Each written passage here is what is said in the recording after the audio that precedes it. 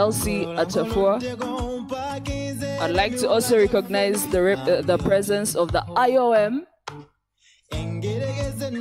representative, Tejan Saraj, the World Food Program representative, Abdirahim, Abdirahman Mayang, the representative of FAO, the head of EU, the Sweden ambassador. Thank you all for joining us. I'd like to also recognize all the chairpersons and CEOs in the private sector, civil society, and then the heads of academic institutions. We are happy to have you at the launch of the Digital Transformation Roadmap. I'll be sharing the agenda in a bit. Are you ready to receive your agenda for the morning? Because I want to share it now. First, we shall receive our chief guest, the Vice President, and then after that, we shall have opening prayers and anthems. We have a full board breakfast, which I hope that we have all gotten a moment to indulge in. When we start, we shall have welcoming remarks from the Assistant Commissioner, Research and Development from the Ministry of ICT and National Guidance, Mr. Commissioner Silas Ngarano. Then we shall have remarks from our funding partner, the UNDP representative. Then we shall have remarks from the EU representative. And then, on top of that, we shall have, Then we shall have the Swedish ambassador. Then we will have the permanent secretary of the Ministry of Education and Sports, who will invite the Honorable Minister of Education and Sports representative. And then we shall have the remarks of the Honorable Minister of Ministry of Education and Sports. Then we shall have the permanent secretary of the Ministry of ICT and National Guidance, followed by the remarks from the Honorable Minister from Ministry of ICT. Then our chief guest will unveil the long-term digital transformation roadmap, which will be followed by a guided tour and the launch of the roadmap. Then we shall have the presentation of the digital transformation roadmap from the Principal IT Officer of the Ministry of ICT, which will be followed by a keynote presentation, a marvelous illustration of the digital transformation trends and outlook for 5 years, painting the dream of where we are going. Thus, the implementation plan of the roadmap and a panel discussion. Then we shall have lunch, and then we shall go wherever we want to go after that. I hope this is okay with all of us. But once again, welcome to the launch of the Digital Transformation Roadmap. It's been a journey, and I would kindly request that we all give ourselves a round of applause for making it to this morning. Thank you. The smiles around the room are beautiful.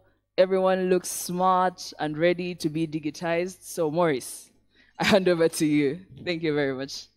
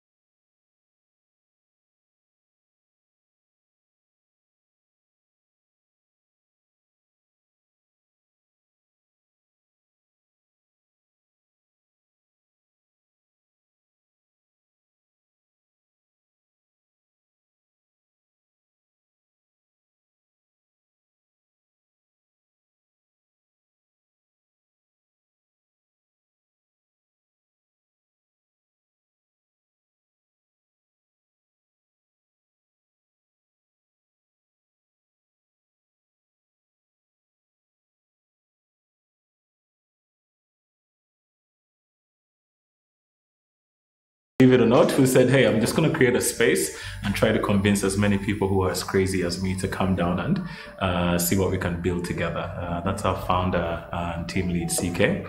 But over time, we've been evolving to now a community of more than 3,000 people. So these are a combination of entrepreneurs, or what we call founders. You have their teams, you have SMEs that they work with to make their dreams a reality. You have entrepreneur support organizations, you have enterprise partners, all of whom are convening around how do we help young people in Uganda to get started on their entrepreneurial pathway. And for us to also pick out a subset of those and say, hey, how do we help you build a world-class tech-enabled or tech venture? So many hubs popping up, innovation taking its shape in Kampala, but there was no space for the creative industry to dream or to call home or to call a place to collaborate.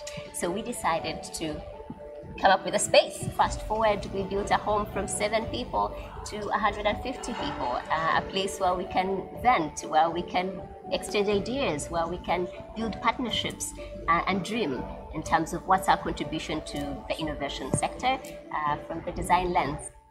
We've started a media innovation space that amplifies innovators.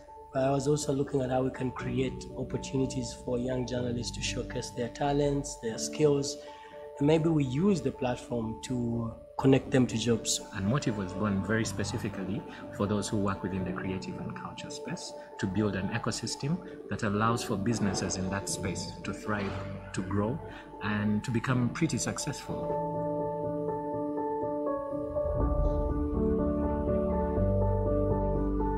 So we have 2 pathways for entry-level talent. If you're in the creative sector, we've got the Creative Business Academy. And if you're more into tech-enabled type concepts, we've got Foundations, which also appeals to SMEs. First and foremost is the talent side. How do we get you as the entrepreneur, you as the team behind the idea to be ready to take this on properly? We then move you on to an innovation pathway. This is where we ideate, it's where we co-create with the enterprise partners. It's really where we try to stretch our idea to find pathways to scale. From that perspective, we move on to an incubation pathway, having found one that has legs or could grow to perhaps an East African, an African, or an international brand. So we nurture that idea in a bit more detail. Thereafter, we expose you to investors. So if you pick investment at the pre-seed or seed level, it's at that stage that we now move a scale-up type journey with you. But essentially, we can walk a 2-week journey with you, a weekend journey through a hackathon, or we can walk all the way through 3 to 5 years with you, depending on how far your aspirations stretch. Since we started with the creative industry, we found a big need to professionalize the industry. There's been a lot of professional training on that front, so brand positioning and things like that. One of the things that Motive offers the creative entrepreneur is an opportunity to access tools to grow their businesses. And these tools are both hardcore tools and softcore tools. One of the things we've done with all the partners that have come in to run those spaces is to make sure that our tribe has access to them. So if they're running an event, we always attach 10 people onto that to be runners, to just understand how is it that you set up lighting for an event, how is it that you set up to learn those critical skills to make that happen. And that cuts across into the food space, into the fabric space, into the wood and metal space. So those are the hardcore tools. The soft core tools are things that are intangible, like the Creative Business Academy, because we understand that the business of creativity is not the standard way of running business.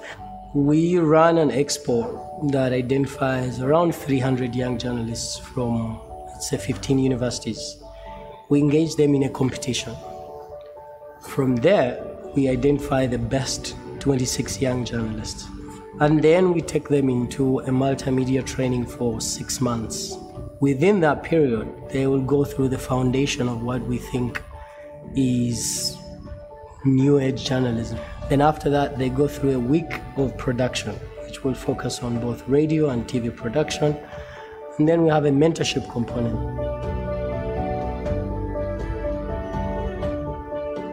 The Embassy of the Netherlands was crazy enough to trust us that we could work around building a value chain for jackfruits, because there's a big need in Europe to transition from meat to a more like healthy lifestyle. So we came up with a program, and fast forward, we've developed a product which is now used in the Netherlands as a meat supplement from jackfruit, provided here by a lot of female jackfruit growers. There's a young lady, she runs a brand called Belle Deluxe, and Belle Deluxe joined one of our platforms, Omoleso, to sell her sleepwear.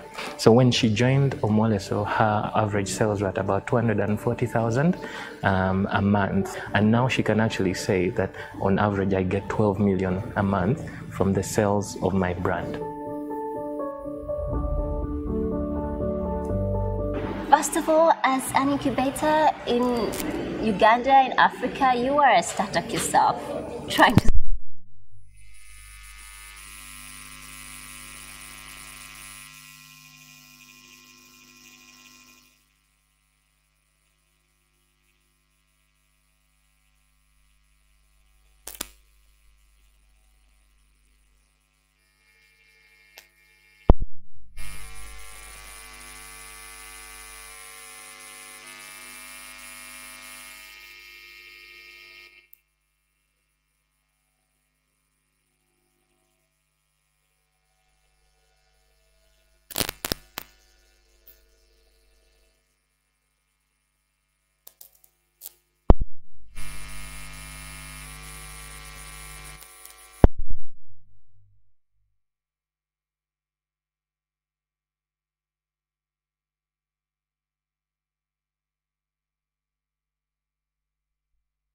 need them to address. So far we have had 4 calls out, and out of these 4 calls we have so far supported 95 innovators, and the number is still growing. And then we identify and shortlist who is going to be funded.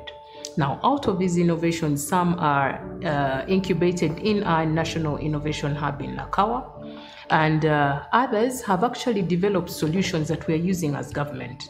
An example is the e-procurement system. That system was developed by Ugandan innovators through the innovation process. Government has supported innovation hubs that are housed in different universities, but also built its own innovation hub. We've been here from 2013. It's an incubation hub that was set up by the NITA organization, the NITA authority, under the Ministry of ICT.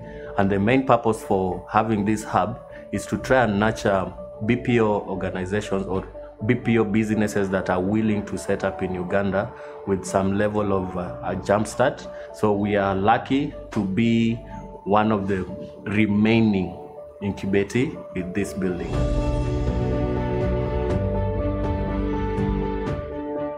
51% of our country has internet connectivity.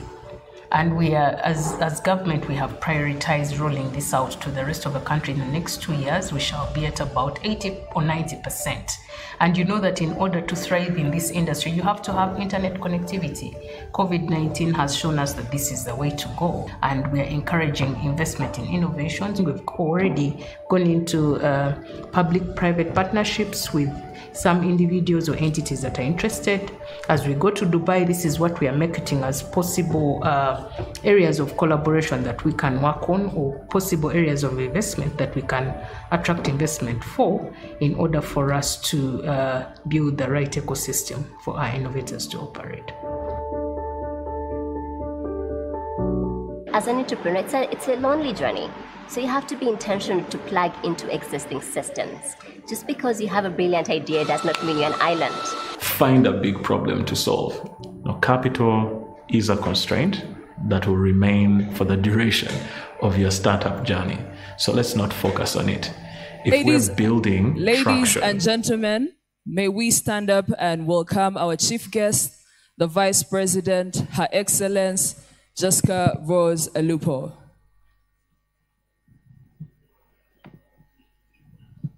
Your Excellency, you're welcome, and we want to thank you for joining us this morning.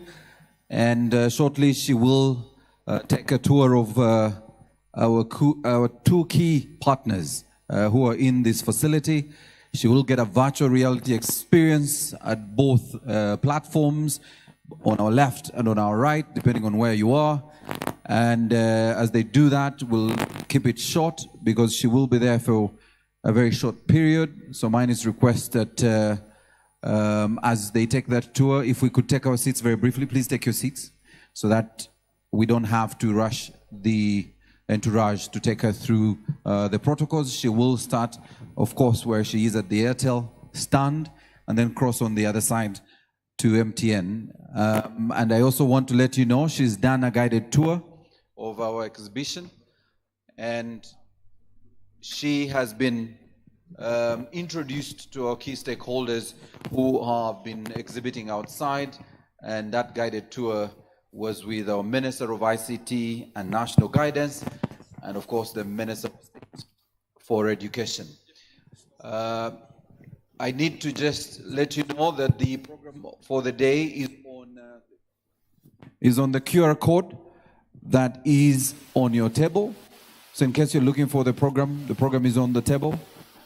Please do furnish yourself with the necessary information for today's program. As we mentioned, there will be two sessions this morning. Welcome, Honorable Minister. My name is Julie Nsubuga. I'm representing our CEO for MTN Uganda. This is our experience area. We have our 5G launched today, and we actually wanted you to try out the VR. Is that okay with you? Please. You want to try out the VR experience and see how 5G works.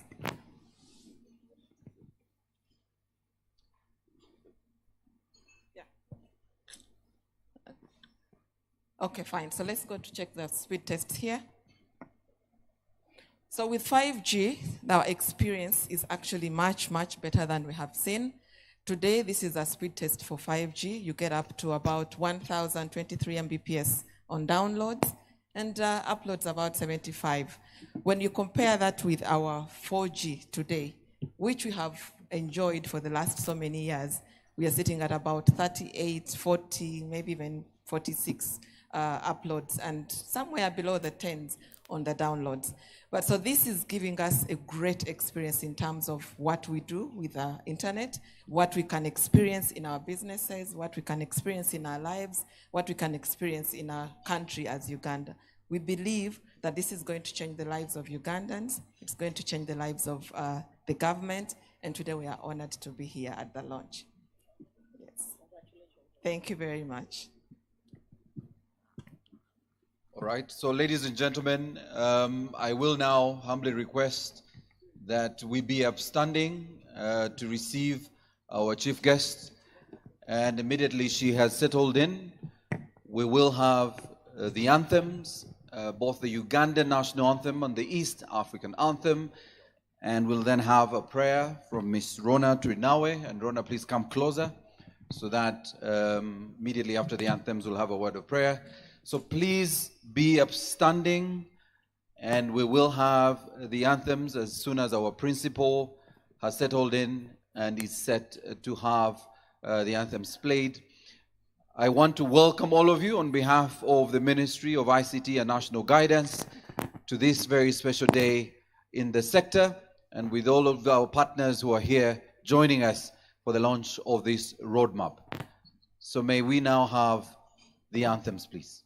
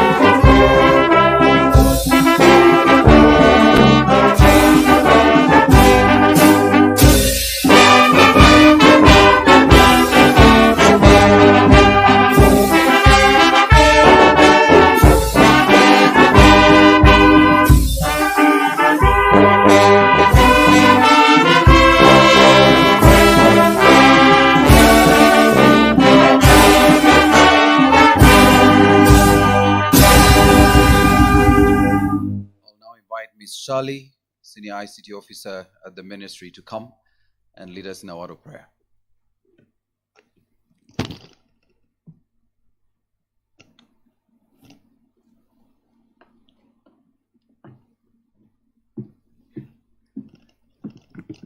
Let's pray. Father, we thank you for this day. We thank you for this time, and we thank you for this moment. We pray that you may be amidst us in this very big occasion that we have looked forward to. We pray that you may guide us as we implement the roadmap, and we pray that it may be fruitful to the country and to us as individuals. In Jesus' name I've prayed. Amen. Please take your seats, ladies and gentlemen. Your Excellency, the Vice President of the Republic of Uganda, Major Retired Jessica Lupo, the Honorable Minister of ICT and National Guidance, the Honorable Dr. Chris Baryomusi, the Minister of State for ICT, in charge of ICT, the Honorable Joyce Nabosa Sebugwao, the Honorable Minister of State in the Ministry of Education, in charge of Higher Education, the Honorable Chrysostom Miyingo, Your Excellencies, the ambassadors, and I want to recognize in a very special way the head of the European Union to Uganda, Jan Sadek. Your Excellency, you're welcome. Her Excellency, the Swedish ambassador to Uganda, you're most welcome. The UNDP resident representative and the founder of this roadmap, we want to thank you so much for joining us, Ms. Elsie Atafa. The heads of the UN family agencies that are here, and I did see quite a number of the UN family members who are here.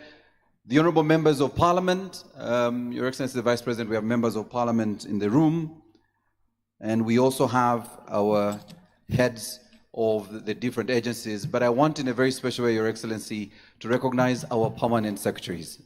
The man with the money, the permanent secretary and secretary to the Treasury, Ramadan Ngobi, our permanent secretary in the Ministry of ICT and National Guidance, Dr. Amina Zawede, and representing the permanent secretary in the Ministry of Education and Sports, but is the undersecretary in the ministry, Dr. Jen Egao.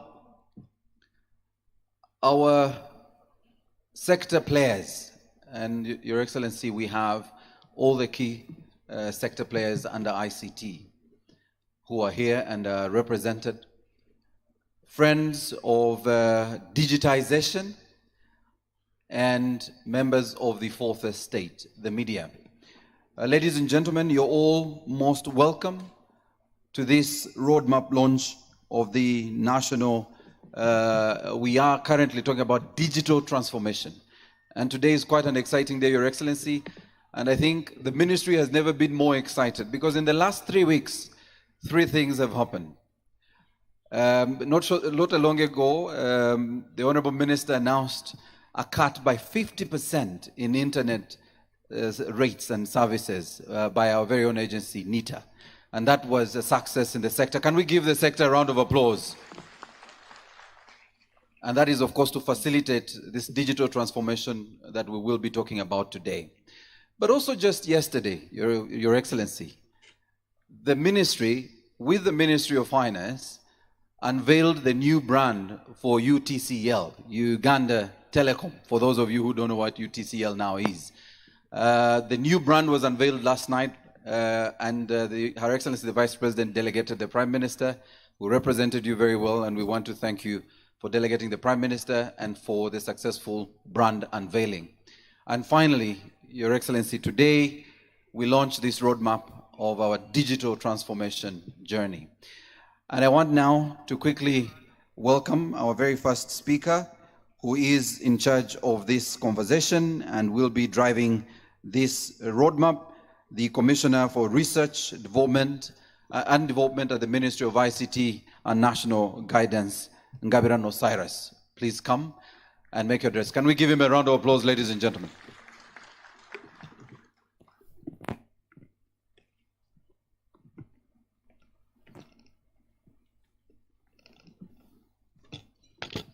Thank you, Master of Ceremonies.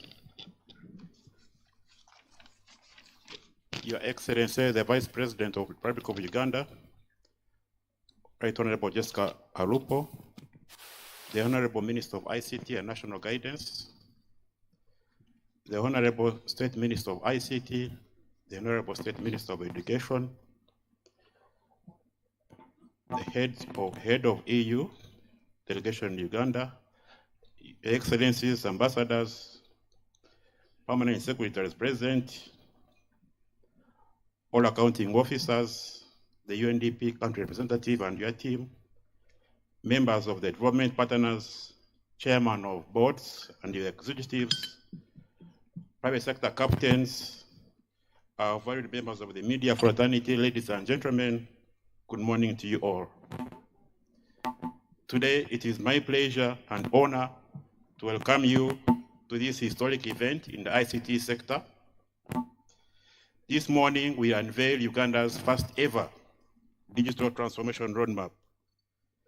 This digital transformation roadmap is intended to set the strategic direction that shall help us to achieve the aspirations of Uganda's Vision 2040 of transforming the predominantly peasant society to a modern and prosperous country. You will all agree with me that ICT is a core in all businesses and sector transformations that we're experiencing today. According to the Uganda Vision 2040, the country Uganda places ICT at the center of development for the Ugandan economy. Ladies and gentlemen, the word digital transformation has been thrown in our faces all over the place. But in simple terms, digital transformation is the innovative and agile integration of ICTs into all spheres of life, such as public service delivery, commerce, agriculture, health, etc., which is intended to bring efficiencies in the delivery of services to the users or consumers of these services. The Ministry of ICT and National Guidance has previously developed the Digital Uganda Vision, which outlines the aspirations and contributions to the Uganda's economic transformation. This Digital Uganda Vision can be seen as the Digital Uganda Transformation Strategy. And based on this Digital Uganda Vision, we have 5 aspirations. One is transformation of service delivery through automation of services, such as immigration services, tax, e-procurement, and so on. The second aspiration of the Digital Uganda Vision is a digital data-driven economy. A country where digital information and knowledge are key factors of production and planning, in informed decision-making, increased productivity, improved research and innovation, increased business opportunities, and inclusive national growth. The third aspiration of the Digital Uganda Vision is an ICT-enabled business investment, and creating an enabling environment that attracts foreign investments and local enterprises to compete both at a national level and international level. The fourth aspiration of the Digital Uganda Vision is improved global competitiveness. With this aspiration, we aspire to see Uganda performing better in global competitive indices, such as the Ease of Doing Business Index, the e-Government Index, and the Global Innovation Index, among others. This shall place Uganda in a strategic position as an ICT leader, which in turn attracts investment and gives Uganda a chance to export her ICT services and products. The fifth and last but not least aspiration of Digital Uganda Vision is digital inclusion and empowerment that is intended to reduce poverty and vulnerability. Ladies and gentlemen, as the Ministry of ICT, we believe that achieving these aspirations shall deliver us the promised land that is described in the Vision 2040. The roadmap we shall unveil today is the direction that we want to take for the next 5 years towards achieving the Uganda Vision 2040 aspirations. The pillars and projects contained therein, as shall be presented later on, are focused towards getting us to the promised land. Today, as we live here, we expect all of you to be evangelists of the digital transformation program of Uganda, to go out and spread the word. Digital transformation needs input of all of us, be from high end or from the lower citizens of the country. As I conclude, I want to emphasize that digital transformation is fueled by innovation and cultural change that requires individuals and organizations to continuously change the way they behave and operate. With those few remarks, I want to thank you all for dedicating time to join us this morning as we launch the first ever digital transformation roadmap for Uganda, and I wish you a fruitful and insightful day. Thank you for listening to me. Thank you very much.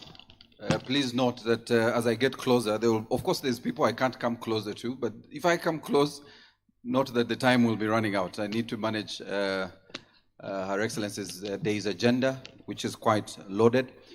Your Excellency, today in this room, you will note that some people may be busy on their phone. It's because we've provided 5G Wi-Fi, and so people are all updating their apps on their phone. And they're using the free facilities of our service providers in this room. But I want in a special way, Your Excellency, to recognize our key stakeholders, and shortly our funding partner will be speaking. But may I recognize, and please do clap and recognize these stakeholders. First, the Ministry of ICT and National Guidance. Can we give them a big round of applause? And the next round of applause is for UNDP, our funding partners. May we also put our hands together for Centenary Technology Services, And Your Excellency, the next tier of our partners, key stakeholders in this digital transformation conversation, that is the Ministry of Education and Sports. Can we give them a round of applause?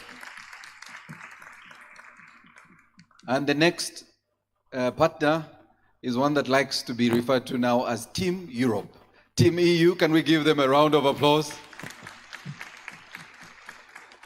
Those are really our partners, and we want to thank them for working with us on this journey. Your Excellency, I want to invite the UNDP resident representative who is here to speak as our funding partner. She'll be talking to the genesis and rationale of this initiative. Ladies and gentlemen, welcome with me, Miss Elsie Atafwa.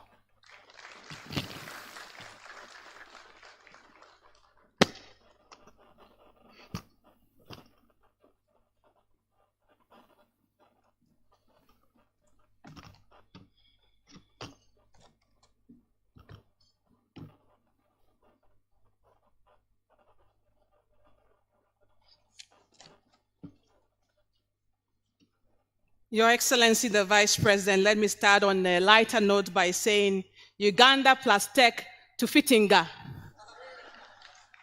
And Uganda plus tech, Zigoinga. Your Excellency, Jessica Alupo, Vice President of the Republic of Uganda, Honorable Chris Bayomusi, Minister of ICT and National Guidance, Honorable Ministers of State for ICT and Higher Education, other Honorable Ministers here, I can see Honorable Kamuntu as well. I want to recognize Honorable Members of Parliament who are here, Your Excellency Jan Sadek, Head of Delegation of the EU to Uganda, Your Excellency Maria Hackinson, other Excellencies, Ambassadors and members of the Diplomatic Corps, I wanted to recognize the acting resident coordinator of the United Nations, Dr. Antonio Querido, and the United Nations family who are here, the representative of IOM, WHO, UNFPA, UN Women, and other agencies who are here. Dr. Amina Zawad, the Permanent Secretary, Ministry of ICT and Guidance, my own sister and friend. Permanent Secretaries present, I wanted to recognize Dr. Ramadan Gobi and others who are here.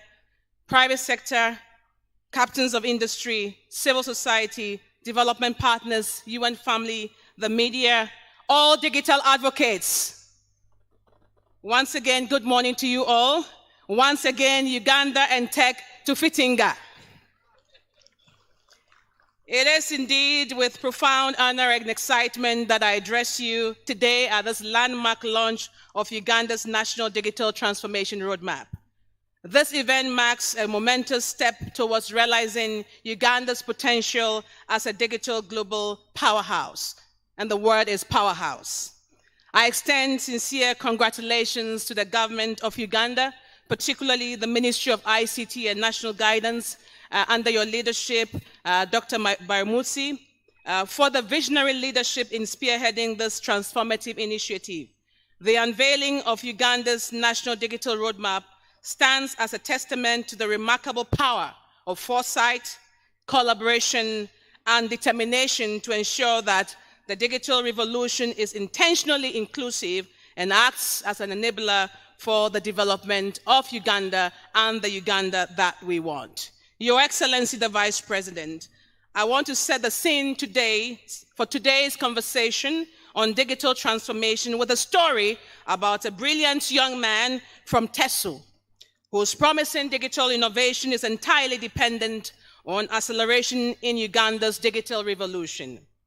Mr. Jean Anthony Onyat is the young man behind Akelo Banker, a mobile platform that has enabled over 150,000 farmers and entrepreneurs in eastern and northern Uganda to access agricultural finance and inputs on credit, connect with off-takers online, and actively take part in the growing digital economy. Akelo Banker plans to eventually reach 350,000 farmers and entrepreneurs to bring them into the digital economy, to enhance the productivity of their work, and to improve the lives of everyone involved in this growing value chain. But his success, as well as the success of these 350,000 farmers or more, depends on all of us. Without the necessary digital skills, these beneficiaries won't be able to take advantage of this opportunity. Without easy access to e-services to enable trade, this solution won't thrive. Without the right policy and regulatory environment, this solution and others won't be able to get off the ground. Without cybersecurity measures, many of the businesses dependent on this technology will be compromised. And without digital infrastructure that reaches the very last mile, the wananchi, we are not going to see the true potential of this and many digital solutions, as you saw entering in, Vice President, this morning. I must acknowledge that Uganda is filled with many young innovators and entrepreneurs, just like Jean Anthony Onyat, who have the vision to change lives through groundbreaking digital solutions. It is now our role and our duty to build a digital Uganda that empowers young men and women to be able to lead the way to transform this country into the Uganda that we want. Your Excellency and colleagues, many a times when we talk about digital, people are looking at the Minister for ICT. It's all about all of us. So what is digital transformation? Why does digital transformation roadmap matter for our beloved country? Digital transformation is the integration of digital technologies in all areas of life, and I think the earlier speaker talked about that, and I will not repeat it. Digital transformation is accelerating in the wake of COVID-19 pandemic. The digital future is arriving quite faster than we expected. In fact, today when you graduate from a career, most likely artificial intelligence may be taking over your job. The latest advances in artificial intelligence and related innovations are expanding the frontiers of the digital transformation of socioeconomic systems. And so why does it matter? And I just wanted to speak about a few things.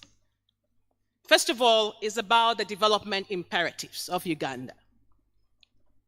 Now, and we translate the development imperatives of Uganda by looking at our Vision 2040, the NDP 3, and now as we go into NDP 4, and by extension, the Sustainable Development Goals.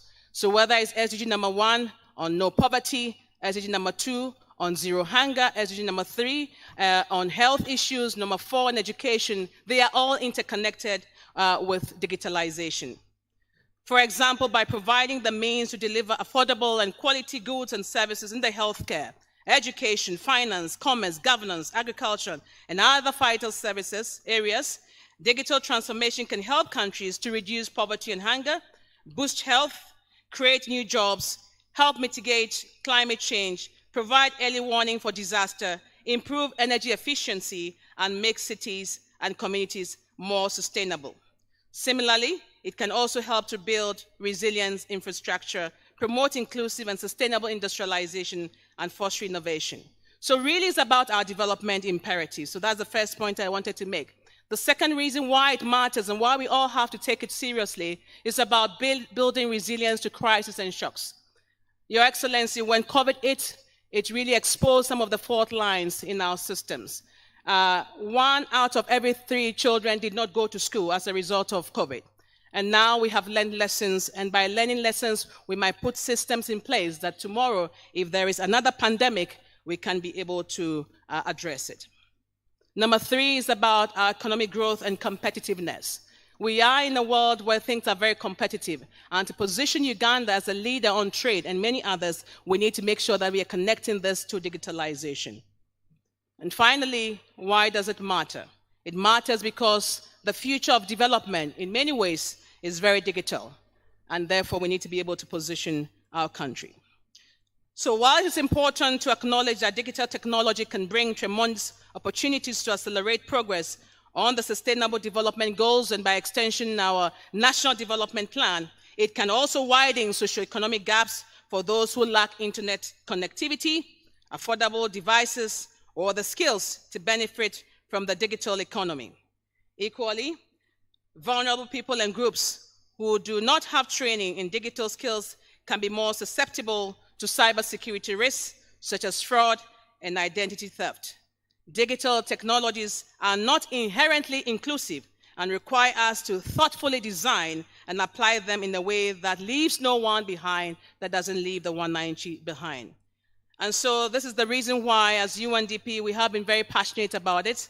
And I want to thank our core donors, some of whom are seated here with us, the EU, Sweden, Norway, America, Japan, and many others, Germany, who have been able to support us to be able to provide that support as well to government. So we have prioritized this as part of the development imperatives that we support in every given country. And to quote our UNDP administrator, Mr. Akim Steiner, he says, and I quote, "Today's Future Smart UNDP is leveraging the extraordinary power of innovation, digitalization, and finance to drive the future of development. Working with countries and communities, we are co-creating a more inclusive and sustainable future for this generation and the many generations to come."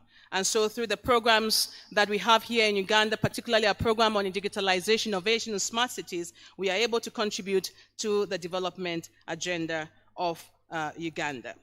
Your Excellency, now let me speak about a few things because it's quite important that as we talk about this digitalization and the roadmap, we also put it into context, what more can we do in Uganda? The recent midterm review of Uganda's third National Development Plan, NDP 3, shows that the country attained only 17% of targets set in the plan, halfway into its implementation. Similarly, at the midterm point of the 2030 agenda, Uganda's progress on the SDGs shows that only 26% of SDG targets are on track. 54% of targets are showing limited progress, and about 20% of SDG targets are deteriorating in the country. Uganda, like many countries coping with the impacts of COVID, climate shocks, the war in Ukraine, needs therefore to find innovative ways to accelerate actions towards achieving NDP 3 and the SDG aspirations. And therefore, this digital transformation roadmap and its implementation is one of those ways and means through which we can accelerate the implementation of the SDGs and the NDP 3 targets, and also lay a good foundation as we launch and get into the rollout of NDP 4. So let me say a few words just as I try to conclude in the interest of time. What more can we do? What more can we do? And let me outline what I call the 5 I's on what we can do. First of all, we must focus on implementation. It is not enough for us to launch the roadmap. If this digital transformation roadmap is implemented successfully in the coming months and years, then this roadmap will strengthen Uganda's service delivery at all levels, enhance business competitiveness, accelerate socioeconomic transformation, and many more. And so that is very important for us to be able to do that, to be able to implement the roadmap. The second thing that I wanted to highlight very quickly is around inclusivity, the second I, as I call it. This is very important, that we are able to promote inclusiveness, bring people on board, especially young people, women, and the youth, into the implementation, but also of the roadmap. The third thing that I wanted to highlight very quickly is the incentives that we need to provide. This will not just happen. We need to lay the foundation. We need to provide incentives, and I'm glad that our Honorable Minister has halved the cost of internet connectivity. There is more that we can do to be able to provide incentives and to expand digital services to many more of the people whom we need to reach. Finally, the fourth I is on innovation. We need to be able to encourage and strengthen the innovation ecosystem. And Your Excellency, I want to say that UNDP has been supporting a number of initiatives. In addition to this, we are setting up an innovation pod in Makerere University to be the first of its kind, which will have a design space, a maker space, a collaborative space. We are refurbishing the National ICT Hub. We are putting a business incubator in Kabbalah University and many more. And therefore, we need to be able to spare that innovation space. And finally, I wanted to talk about investment as I close, because I see the MC is just here next door. This is to say that the Digital Transformation Roadmap is a strategic investment, is my final opportunity. We must embark on preparing bankable investments to unlock both private and public financing for the digital revolution. We have opportunities for major public and private investment in scaling, in big data utilization, in e-services, and many others that can happen. And I want to say that for us, we are also investing again in a digital big data utilization strategy, which is also be launched at some point in time, a digital scaling acceleration program, and many things. And on Monday, I would be joining the Chief Justice to also launch an e-court in Gulu. So I want to conclude by really thanking Your Excellency for gracing this landmark occasion to launch a digital transformation roadmap. I thank Honorable Grace Bayomusi for your wonderful team at the ICT and for the exemplary leadership in championing this initiative. Please give them a round of applause again. I pledge UNDP's commitment, and I can comfortably say, with the permission of the acting RC, the commitment of the United Nations family to supporting this initiative. And I want to end by once again thanking our partners, our donors who have enabled this work through UNDP. Let me conclude again by saying Uganda and Tech to Fitinga, Uganda and Tech Zigoyinga. Thank you very much. And for the first time, I read my speech with my phone because I was going digital. Thank you.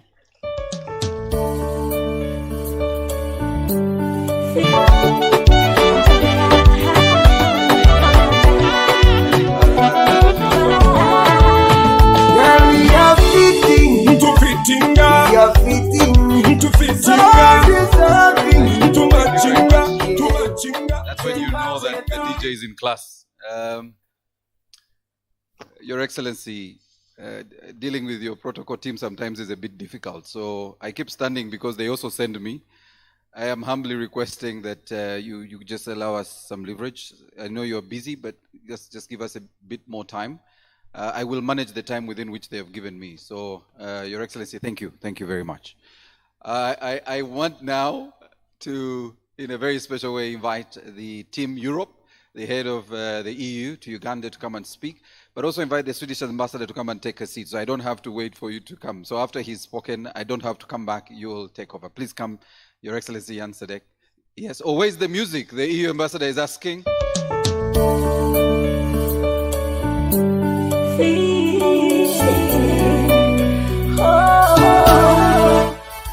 Thanks for that little music, Master of Ceremonies. Thanks a lot. Let me start by addressing Your Excellency Jessica Lupo, the Vice President of the Republic of Uganda. Always a pleasure to see you, Your Excellency. Honorable Dr. Chris Barrio Munsi, the Minister of ICT and National Guidance, and the Honorable Minister of State. All the permanent secretaries here present, the permanent secretary and the Secretary of the Treasury, Dr. Ramatan Gobi, Dr. Amina Zawede from the Ministry of ICT, the Undersecretary of the Ministry of Education and Sports, the Justice of the Court of Appeal, Mrs. Elsie Atafua, the resident representative of the United Nations, and the heads of other UN agencies here present. Members of Parliament, representatives of various government agencies and departments, colleagues from the diplomatic corps, and notably, of course, the Swedish ambassador, and also representatives from Germany, from GIZ. We call ourselves Team Europe, as you have heard. Members of the private sector and civil society, members of media, ladies and gentlemen. It's a great honor for me, on behalf of the European Union and Team Europe, to witness the launching of Uganda's first ever national digital transformation roadmap. As I'm sure that many speakers will reiterate today, digital communication technologies play a pivotal role in national transformation, and they do so by enhancing how governments, businesses, and citizens interact with each other. As I congratulate you for the roadmap, I'm pleased to note that Uganda's digital transformation agenda is well aligned with the European Union's Global Gateway Initiative, which is our investment strategy for Africa and beyond. The Global Gateway seeks to bring together the resources of all European agencies, finance institutions, and private sector to support large-scale investments in a number of key areas, such as digital transformation, energy, transport, health, education, and research systems. In addition to the EU's high-level commitment, digital transformation also forms an integral part of the development cooperation of the European Union delegation here in Uganda. And to this end, the digital agenda has been integrated across all three priorities of our cooperation with Uganda. Specifically, we will seek out opportunities to work on connectivity, e-governance, financial inclusion, skills, entrepreneurship, and innovation, and the legal and regulatory framework. In all these streams of work, the EU will aim for inclusive and sustainable interventions that bridge the gender and rural-urban digital divide. Your Excellency, ladies and gentlemen, allow me to highlight some of the work the EU is doing in the digital transformation sector in a trusted partnership with Uganda and in collaboration with the EU member states under the Team Europe umbrella, where we are pooling our joint expertise and resources. Together with the Ministry of ICT and National Guidance, Team Europe has leveraged technical assistance to explore the possibility of transforming post offices into e-government service centers.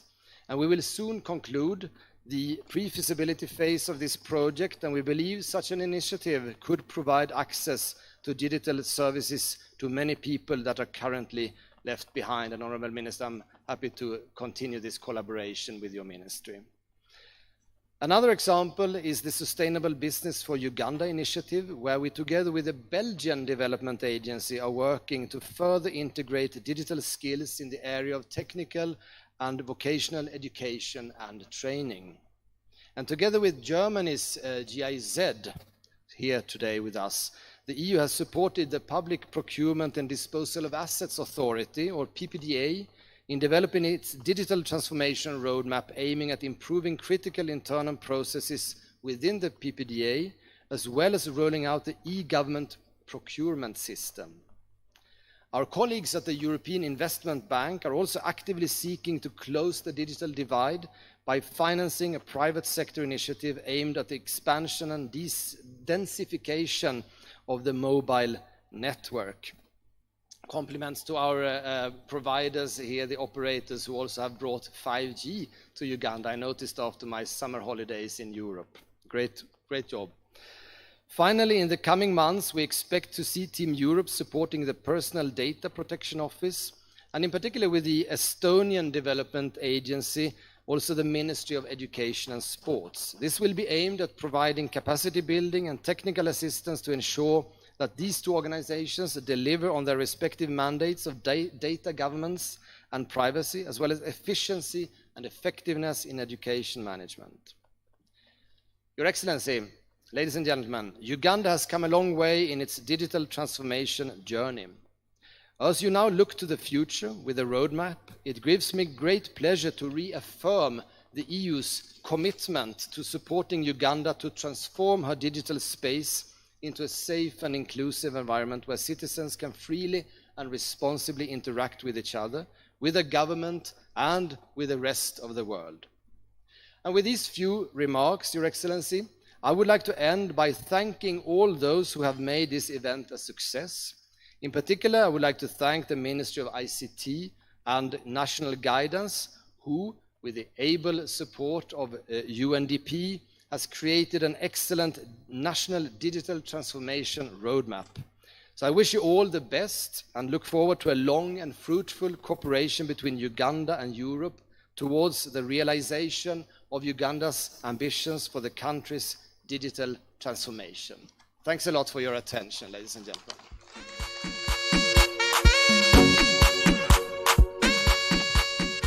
Thank you, Honourable Vice President. With your permission, allow me to stand on the protocol delivered by the EU Ambassador in the interest of time, and just continue by saying how honoured I am to stand here before you, and I want to really thank the Ministry of ICT and National Guidance for this kind invitation, and of course to congratulate particularly, of course, the Honourable Minister of ICT, National Guidance, his State Minister, the PS and the whole team, all the other stakeholders, including the Ministry of Education, but also Ministry of Finance, obviously UNDP, and all other stakeholders that have brought us to the point where we are today.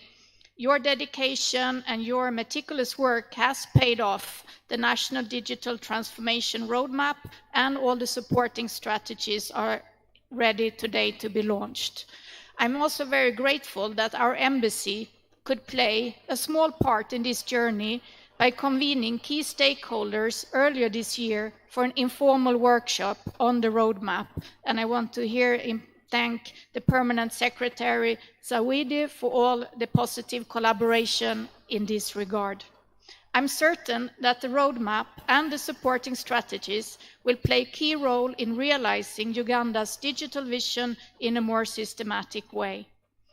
The roadmap and the strategies will be implemented from a position of strength, from innovations in agriculture and health to humanitarian response and infrastructure. Uganda and Ugandans have proved over and over again that digitalization and innovation is a top priority of this country and this government. Esteemed guests, I believe the fact that both Sweden and Uganda put a lot of effort into becoming members of the International Telecommunication Union Council through 2023 to 2026 testify to the importance that both our countries attach to the digital agenda. And I'm very happy that we will collaborate on the global level as well on these issues. Digitalization is a top priority for Sweden. It has been so for many decades. Also here in our cooperation with Uganda, historically and today, we work on rural digitalization. We work with, have worked with University, of course, Makerere University, strengthening the ICT capacity there, which has also created a lot of ties between our two countries. Digital transformation, economic growth, inclusivity, and innovation go hand in hand. I say that with certainty because for centuries, innovation and harnessing the talent pool of the whole population has played an essential role in fueling Sweden's economic growth and industrial development. And it still does today. According to global rankings, Sweden is one of the most innovative countries of the world. And the whole of society approach has proved to create more robust and sustainable results, and this is perhaps even more true in the field of digital transformations. Innovations by private sector and academia are central in driving the digitalization's agenda forward. As many of you know, Sweden has a strong and vibrant ICT sector. Ericsson, one of the most prominent ICT companies in Sweden, and I'm also very pleased to see the positive role that Ericsson plays here in Uganda in driving change and closing the digital divide, in parallel with the cooperation we do as the government representatives of the government of Sweden.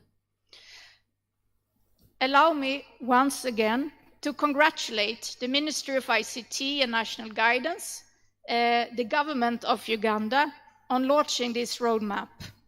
We look very much forward to continue our collaboration in implementation of the roadmap, and I'm certain it will be successful and to the benefit of all Ugandans. Thank you very much.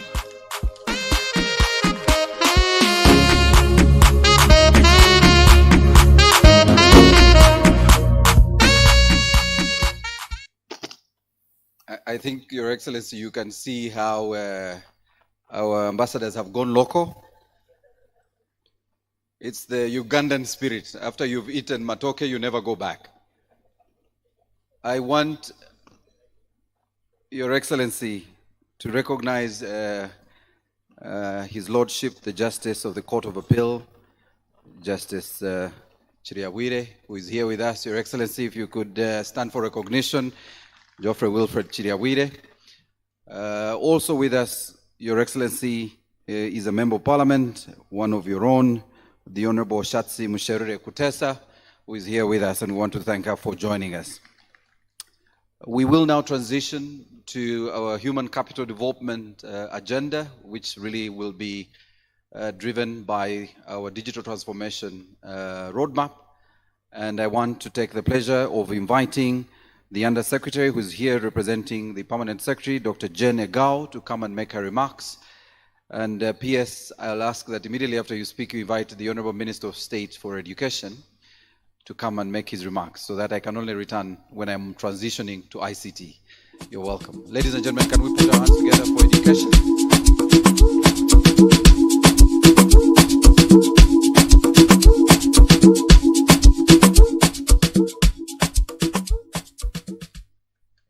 Thank you very much, MC. Your Excellency, the Vice President of the Republic of Uganda, the Honorable Ministers, Ministers of State, and Members of Parliament present, the Permanent Secretaries present, Excellencies, the Ambassadors, the UNDP country representative and your team, members of the development partners, our valued partners, the media, distinguished guests, ladies and gentlemen. I bring you greetings from the Permanent Secretary, Ministry of Education and Sports, Madam Katie Lamaro, who has been unable to come, but I'm happy to deliver her speech. Distinguished guests, ladies and gentlemen, today marks a pivotal moment in our nation's history, especially the journey towards progress on innovation. It is with great joy that we gather here to launch the Uganda Digital Transformation Roadmap that will reshape the landscape of our country for the better. This roadmap, built on the foundation of digital skills as one of the key pillars, represents a collective commitment to harnessing the power of technology to drive inclusive growth, empower our citizens, and propel Uganda into a new era of citizenry.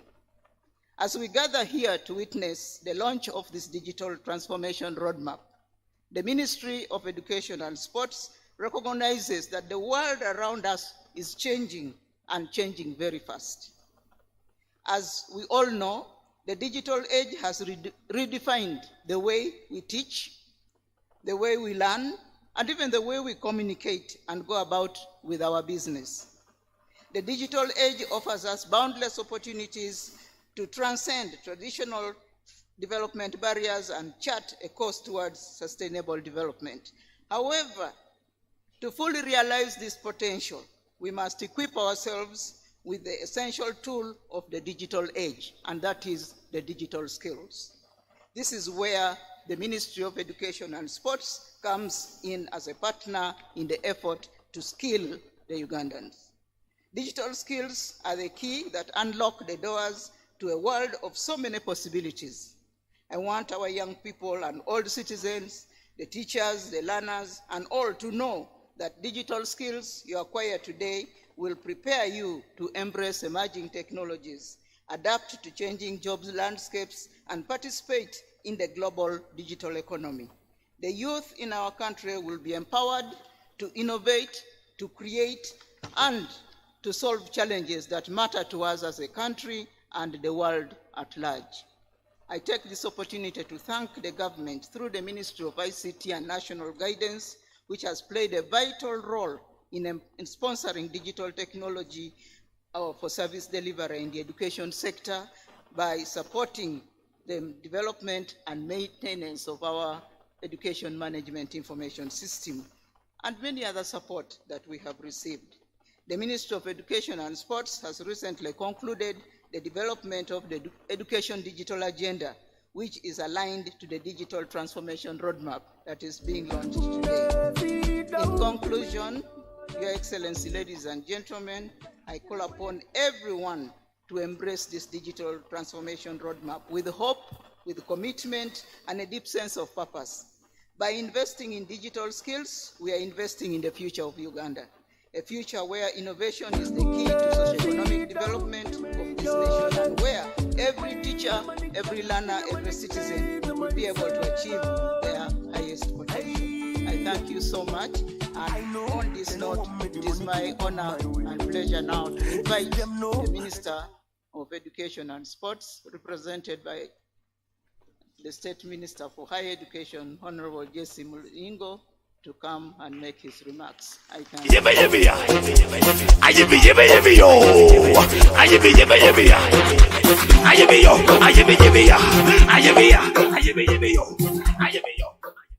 Thank you very much, Jane. Your Excellency, the Vice President of the Republic of Uganda, my colleagues, the Honorable Ministers present, Honorable Members of Parliament, Your Excellencies, the Ambassadors, the Permanent Secretaries, the UNDP country representative and your team, members of development partner community, the private sector captains here present, ladies and gentlemen, I greet you all. Today is a momentous day as we gather to launch a digital transformation roadmap that promises to shape the future of education and skills development in our country.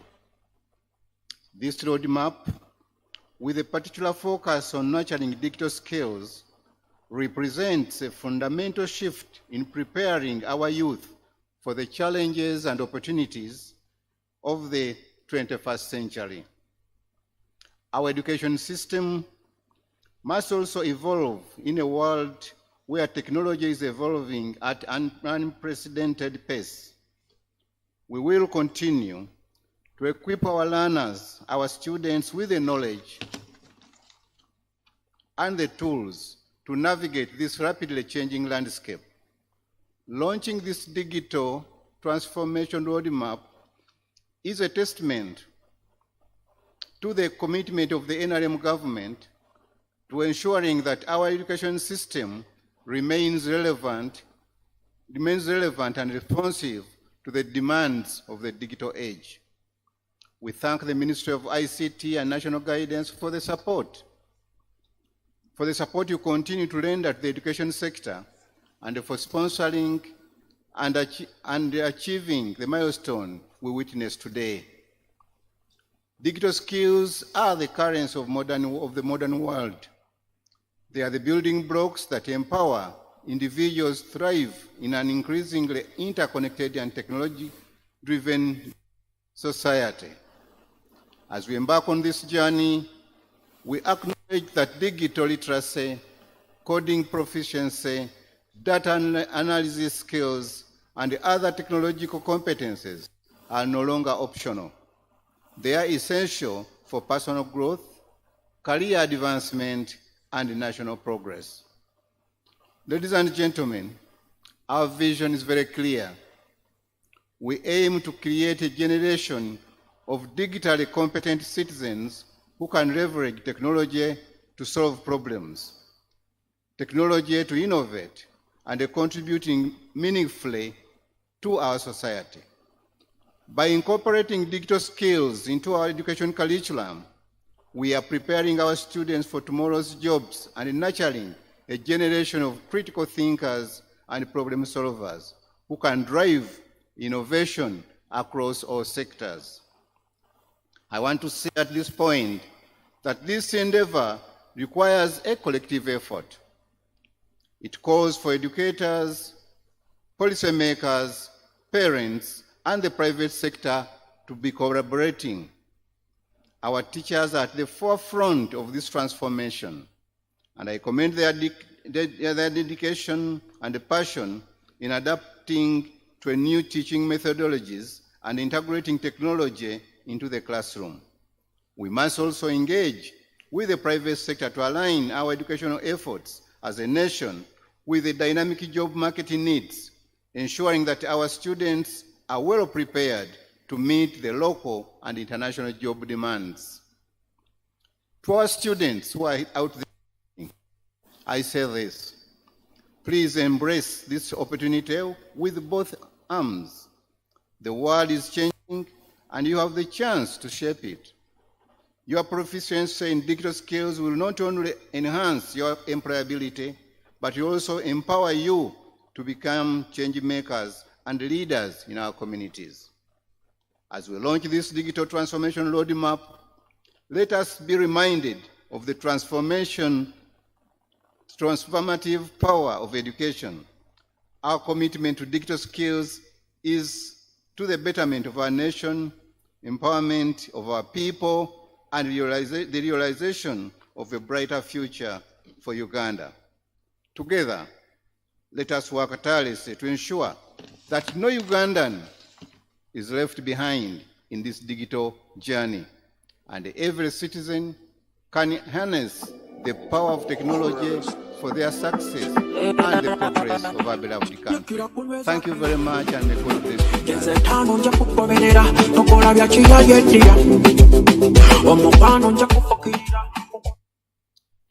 Ladies and gentlemen, can we once again put our hands together for the Ministry of Education and Sports, who are championing our human capital development agenda, and through digital transformation, clearly the sky is the limit. Your Excellency, we are now transitioning to ICT, and then we'll welcome you to speak. Before I invite the Permanent Secretary to speak, I want to recognize that all the sector players and all the agencies under the stewardship of our ministry are here.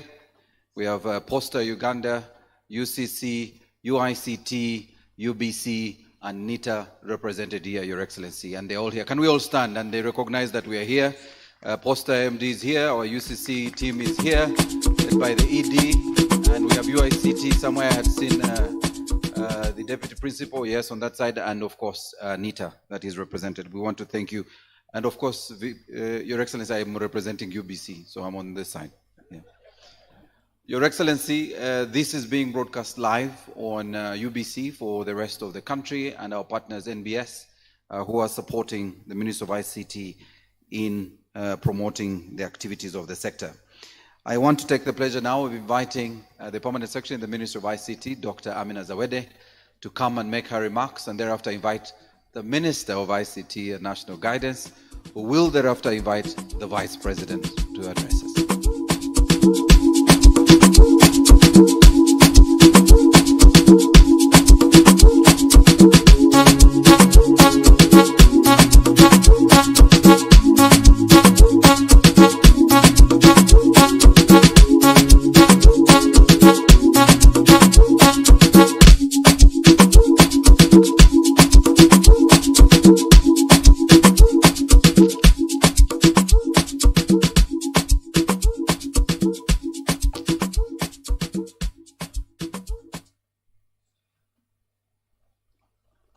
Your Excellency, the Honorable Minister of ICT and National Guidance of the Ministry of ICT and National Guidance, the Honorable Ministers of State present, Honorable Minister of State for ICT and National Guidance in charge of ICT, the Honorable Minister of State for Higher Education, Your Lordship, Justice Chiriawire, members of the Diplomatic Corps, honorable members of Parliament present,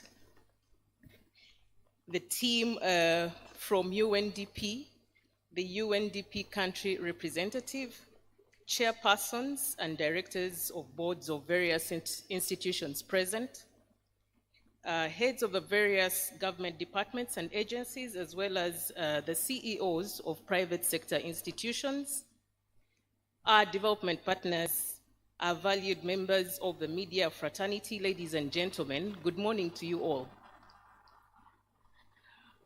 If I could do that famous Ugandan ululation, the Karuru, I would do it today. That is how excited I am this morning. Maybe there are some young people out there, you know, this digital transformation is not for anybody else, but for our young people, our young Ugandans, because they form the majority of our population.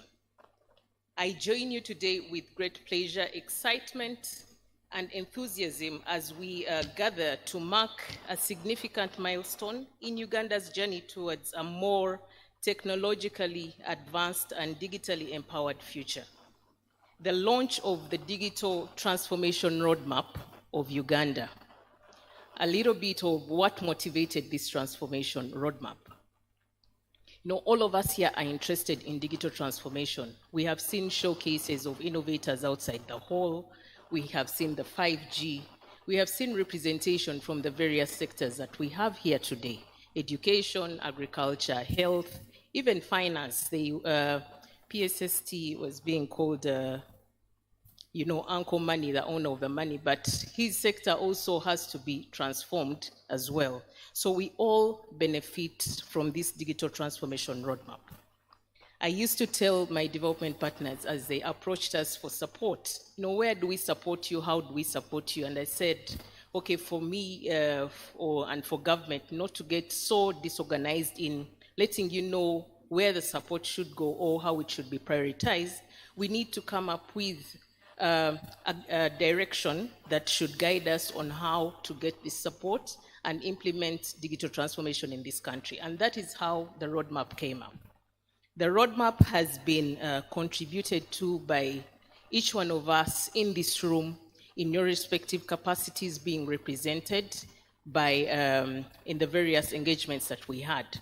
We have this roadmap that has been collaboratively discussed with government, with the private sector, academia, development partners, etc. It has been a collaborative effort that we have walked a journey of about 12 months, and here we are today. Today we stand on the cusp of a new era, an era where our ability to harness the potential of digital technologies will determine our nation's competitiveness, prosperity, and resilience in an increasingly interconnected world. According to the National Planning Authority, the information communication services continue to grow at an average growth rate of 14.8%. And the contribution of ICT to our GDP is estimated at over 9%, which contributes about $9.7 billion US dollars to our GDP. And in addition, apart from not only generating revenue alone, we also look at, the proportion of employment in the ICT sector. We have about 2.3 million people that have been documented to be employed under the ICT sector, but the number continues to grow. And that is why we are harnessing the digital transformation roadmap today. This growth in ICT contribution to GDP is attributed to considerable initiatives that have been made, both by government, private players in expansion of infrastructure, coverage, development of digital services, among others. As this week began, we are actually calling this week the Digital Transformation Roadmap Week. We started on Monday to, open up to the public through a press statement that, we are launching this roadmap. We all have to own and collectively embrace the roadmap. His Excellency, the President of Uganda, has told us to emphasize the ICT sector as one of those most important sectors that will transform this country. And this roadmap is going to play a big role in ensuring that we are able to realize this. I will tell you a short story of how important digital transformation is, especially in speaking to creating revenue, generating revenue and employment opportunities. A 12-year-old boy. Now I'm going to tell you a story of abroad. It's not Ugandan, but we will bring it closer to home.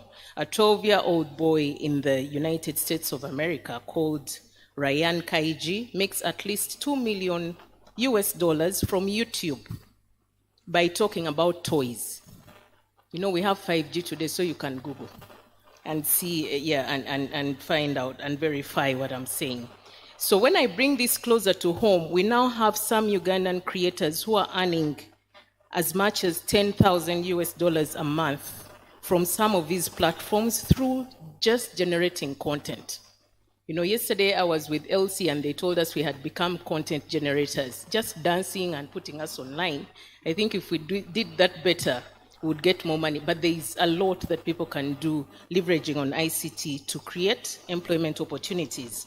YouTube alone shares more than 50% of its $29 billion annual revenue with content creators. Imagine the potential this creates for our young people in Uganda. Not only creating content, but also developing, systems or innovative ideas that we can leverage on to improve the lives of our Ugandans. So this is why the Digital Transformation Roadmap of Uganda that we are launching today represents a clear path and direction, what we're calling the roadmap to guide our nation towards embracing and utilizing digital technologies in every facet of our lives, not just for creation of employment opportunities, but also in governance, education, healthcare, agriculture, commerce, and communication. I'm about to wind up.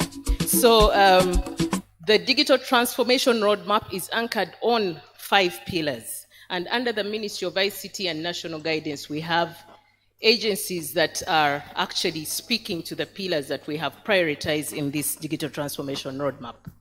The first pillar is digital infrastructure and connectivity.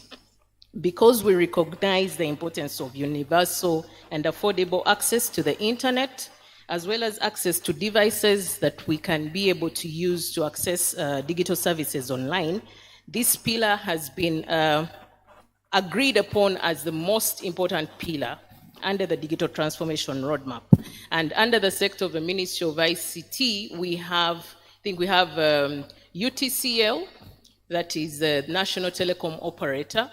We have NITAU that are supporting us in expanding connectivity, but then we are working together with the private sector players to expand this connectivity. Digital services is another pillar where we commit to reimagine public service delivery, fostering efficiency and transparency in every sector. And under the Ministry of ICT, the Ministry of ICT, NITAU, and UICT, plus the National ICT Hub, we are developing and working together to come up with the digital services. But then we don't leave the private sector behind. We cannot leave our innovators behind in order to realize this pillar. The third is cybersecurity, data protection, and privacy, because we note the importance of keeping data and trusting in the systems that we use online. So we have the Data Protection Office under the government, but we also work with other partners we shall work with other partners to ensure that we have that in place. Digital skills, we have UICT, Uganda Institute of ICT, but this particular pillar is led by the Ministry of Education in order to ensure that we have the right knowledge and power within our curriculum and the right competencies among all our citizens. The last pillar is innovation and entrepreneurship. We know that the youngest part of our population, the biggest part of our population are young people, and therefore we have to create an enabling environment for them to grow the solutions that will solve our challenges as a country. So this is what is going to drive our agenda in the next 5 years. I am sure that the speakers who were here before me have spoken a lot, and we're going to have an engagement and discussion on the detail of this roadmap. But first, I will thank UNDP. First of all, UNDP for strongly supporting us on developing this roadmap. It started as a dream. How do we move together? I said, we think we need a roadmap. I said, okay, let's take it on. And here we are today. Thank you so much, Elsie and your team. The Ministry of ICT and National Guidance Management staff, thank you so much for supporting us on this pillar. We have Centenary Technology Services. Your technical prowess has ensured that our roadmap is not just ambitious, but achievable and forward-thinking. Team Europe,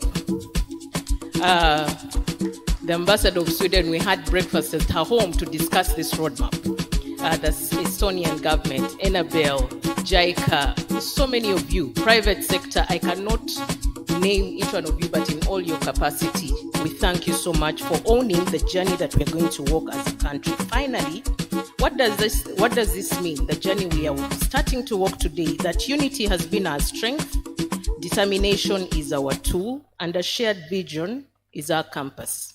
I am confident and deeply so that this is more than a mere roadmap. It's a declaration of our collective ambition, a testament to our resolve, and with the continued spirit of collaboration and the blessing of unity, I believe we will not only realize the potential of Uganda's digital transformation roadmap, but also position our beloved nation as a center of digital excellency in the East African region and across Africa.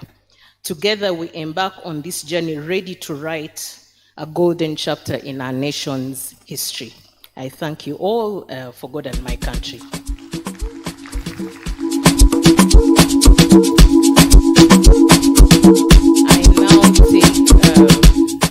I now take this opportunity to invite the Honorable Minister of ICT and National Guidance, Honorable Dr. Chris Baryomosi. You're welcome.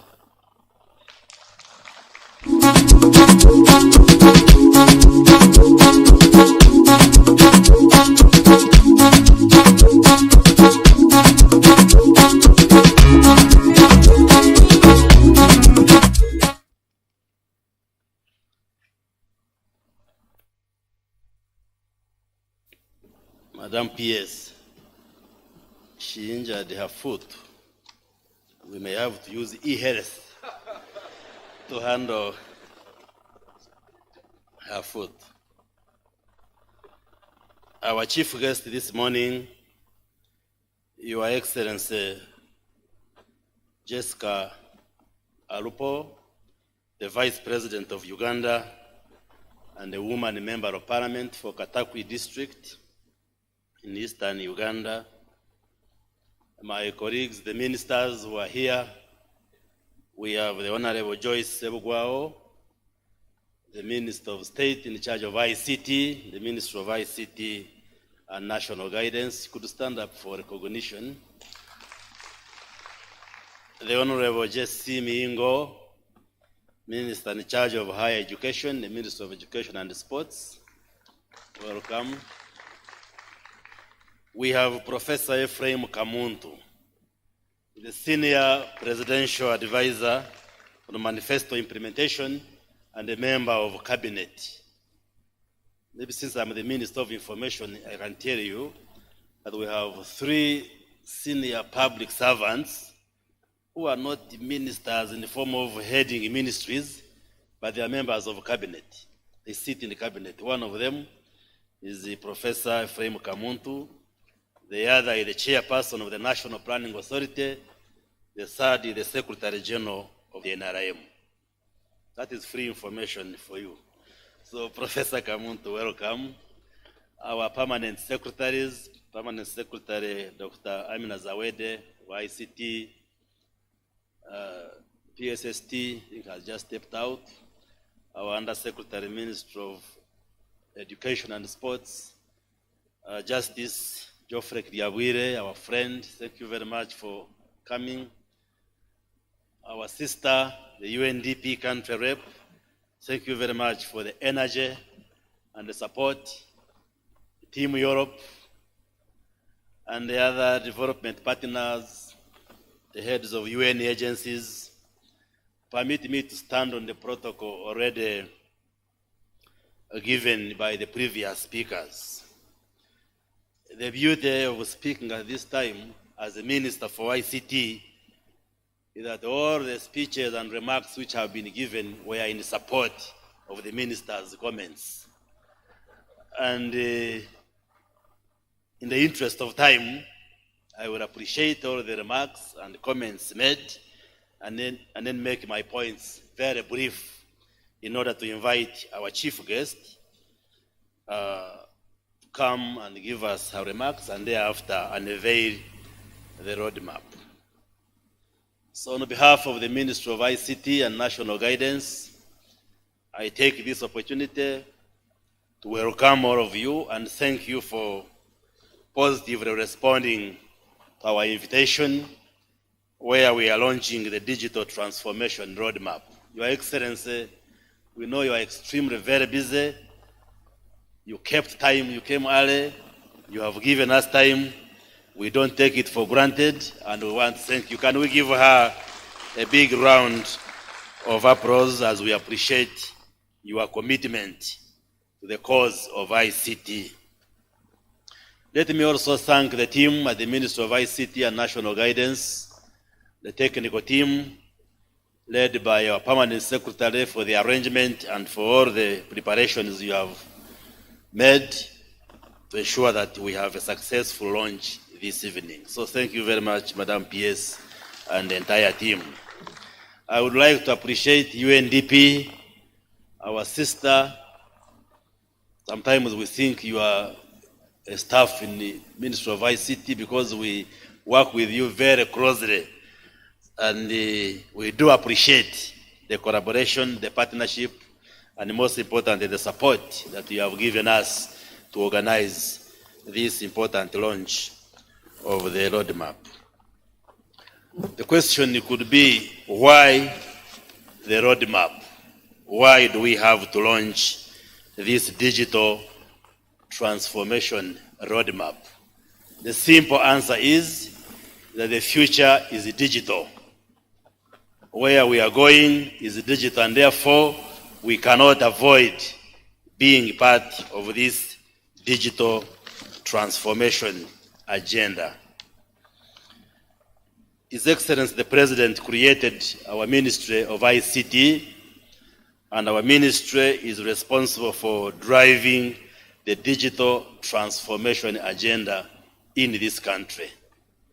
And I want to assure you that as a ministry, we are doing everything possible to make sure that the entire country is digitized. And we have moved a distance, and we continue to move. This week, we have had a number of events, launched a number of innovations and new announcements. We cut down the cost of government-provided internet, and we do believe that consequentially, even internet from the private providers will come down. Recently, we launched the 5G, and that's why you see Airtel, MTN, and other service providers proudly displaying the 5G cellular network. Like one of the speakers said last night, we were unveiling the new brand of UTEL, Uganda Telecom, which is the government-owned telecom company, the new kid on the block. I know it's an old company, UTL, but has shed off its old skin and reemerged as a new telecom company, which we are supporting as government as we continue to expand the telecommunication sector landscape. And many other good things are coming. So just stay tuned. Many more good things are coming. Uganda is by and large a young country in terms of its demographic profile. And there is a digital and technology revolution going on in the world. And Ugandans have embraced this revolution. When you look at, say, the area of mobile telephony, using mobile phones and communication, our young people are extremely active. So when you look at social media, I am on many social media platforms. You see Ugandan, especially young people, on social media the whole night, 24 hours, 24/7. And therefore, we have to use this revolution of technology to spur development and to cause transformation and to improve the quality of life of our people in Uganda. Our vision as a country, which is clearly stipulated in the Vision 2040, is to have a transformed Ugandan society from a peasant to a modern and prosperous country. That's our vision. That's what we see at the horizon, where we want to go, to transform our people from being peasants to a modern and prosperous population, to improve the quality of life. And we at the ICT and National Guidance believe that the digital transformation is at the heart of this vision for Uganda. And that's why we are doing everything possible to see to it that we attain this vision as soon and as fast as possible, working with all of you. What bothers me as a minister responsible for ICT in this country is that when I move around the country, I am a movementist and I move a lot in the country. I move west, north, east, south. You find our rural women tilling the land. You see in the cattle keeping communities, people tending to their cattle and herding cattle. You see a vibrant population of young people doing all forms of trade, riding borders, in the towns, doing all sorts of jobs. You see traders, business people crisscrossing the country. You meet professionals in their different disciplines. And what bothers me as the Minister for ICT is how do we make ICT relevant to all these people in what they do? Because it is through digitization that you will attain efficiency, that all these disciplines, all these areas can be able to be profitable, and also for these people to do their work much better. So our concern as a ministry is see how do we integrate ICT to become part and parcel of our everyday life, wherever we are and whatever we are doing. In any case, we are all aware that today, for anything, for any profession, for any business, for whatever you do, you need ICT, you need technology to be at the center in order for you to move faster and be efficient in terms of providing whatever service you are doing. And therefore, when we come here to launch this roadmap, we are aiming at having that transformed society where ICT plays a central role. We also know there is a huge digital divide in the world, comparing the conceptual West and down here sub-Saharan Africa, and that gap has to be bridged so that all of us can be part of this transformation journey. Today we speak of the fourth industrial revolution. Of course, when you speak of the fourth industrial revolution, it means we have had the first, the second, the third, now we are in the fourth. And the question is, how prepared are we as Uganda and Ugandans to be part of that revolution, to move with the rest of the world in embracing technology? And therefore, this roadmap should be able to enable us run, not only move fast, but run and catch up with the rest of the world. And I appreciate the remarks given by our partners, Team Europe, UN, family, for that support and collaboration and initiatives which you continue to advance. And as government, we want to say thank you, and we are ready to continue working with you. As already outlined, we have 5 key areas upon which we shall be measuring ourselves. When it comes to 2017, the end of this roadmap we are launching, we are going to be looking at these areas: digital infrastructure and connectivity. We have to ensure that as we implement this roadmap, we connect the whole country from corner to corner. And we have already lined up a number of projects and programs, including laying the national backbone infrastructure to extend it to cover the entire country. So far, we have covered the 53 countries, and we would want to cover the rest of the country, including doing last mile connections to cover health centers, schools, sub-counties, and all the government infrastructure. Digital services, cyber security, skilling, innovation, entrepreneurship, all these are areas which we must address as we implement this roadmap. I see the MC getting nearer, but let me say, as I move towards conclusion, that the success of this roadmap depends not only on us, the Ministry of ICT and National Guidance, but will depend on the collective efforts of all stakeholders, government agencies, private sector partners, civil society, the academia, UN agencies, Team Europe and development partners, and all of us, and members of the public.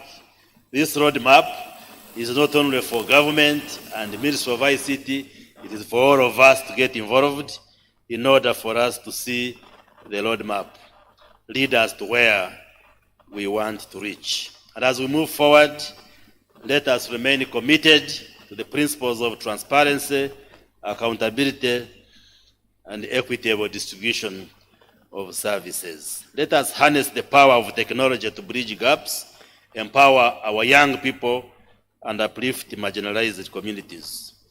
I would like to emphasize that this is not just a roadmap, but is a commitment to a brighter future for Uganda. There was a debate between chicken and, for Muslims, you forgive me, pigs.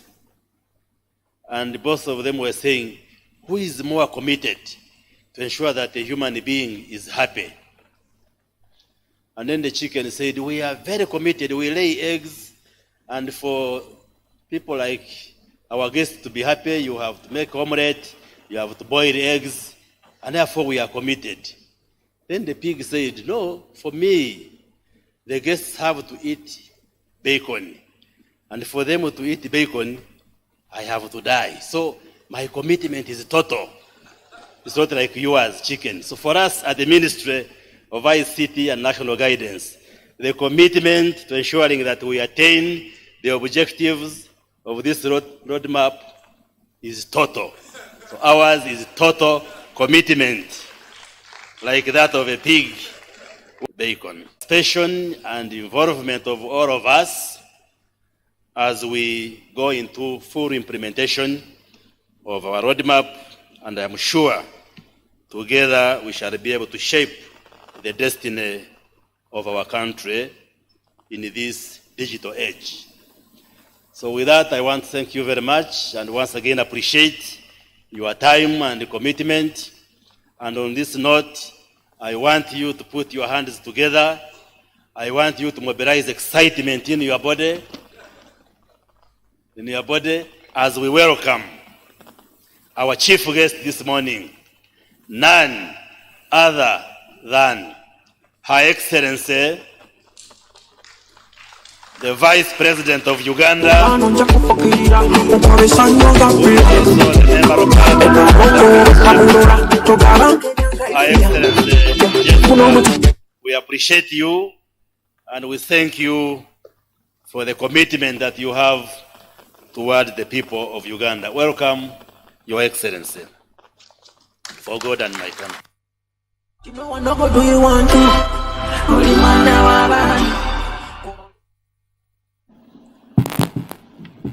Please take your seats. The Honorable Chris Baryomusi, the Minister of ICT and National Guidance.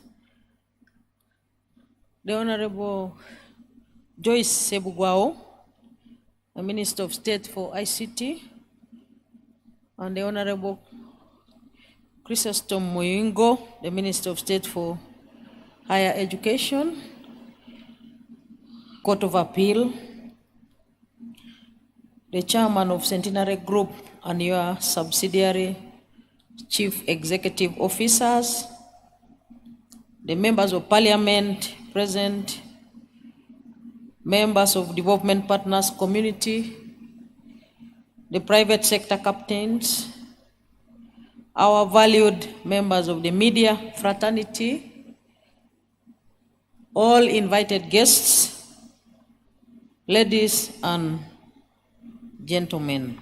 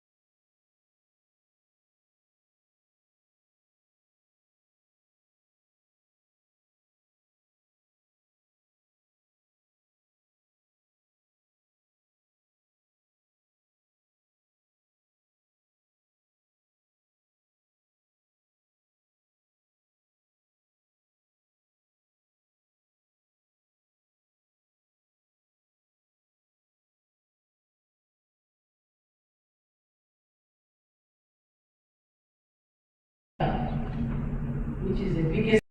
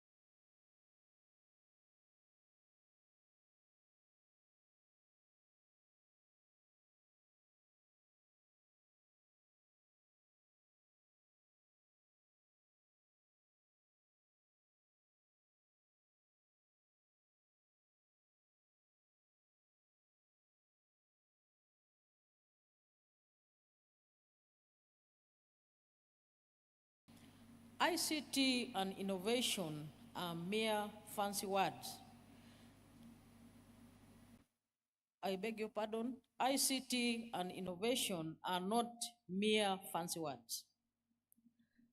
They are potent instruments that can spur the creation of jobs, as echoed by the distinguished speakers who spoke before me.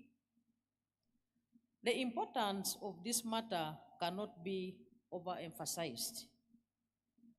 Due to unemployment, a large number of our youth are awaiting opportunities and their potentials unrealized and their aspirations on pause. It therefore fills me with immense confidence and optimism that our roadmap addresses not only the most recent technological advancements, but also the pressing issue of youth unemployment. By leveraging on the power of ICT and innovation, we intend to create new opportunities, encourage entrepreneurship, and most importantly, provide our youth with the jobs and opportunities they deserve. Our youth represent our future, and this roadmap is a significant step towards ensuring that they have a prosperous future. Ladies and gentlemen, the East African community is our top priority. The East African community is more than just a market. It exemplifies the strength of regional integration and cohesion. If we are to participate competitively and excel within this community, ICT is our answer. It is the essential ingredient that will not only bolster our national capabilities, but also solidify our status as a regional innovation powerhouse. Last year in February, I read that the Ministry of ICT and National Guidance launched a campaign known as Uganda, Africa's Innovation Powerhouse. That campaign profiled the work of young people which they were doing and were taken to the Dubai Expo. All the companies that participated have grown in operational size. One of them, a medical services prover, expanded his operations to Tanzania. We need more efforts like this that expose our young people, and I am glad that the digital transformation roadmap addresses the issue through the digital skills and innovation pillars. As you can see from the example of the young innovator, by advancing our digital agenda, we are doing more than just supporting integration, we are driving it forward.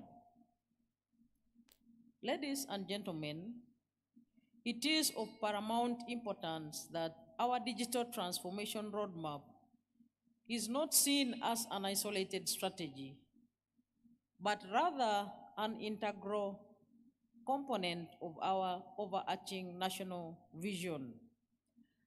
The success of this roadmap depends heavily on its synergy with every development facet of our nation.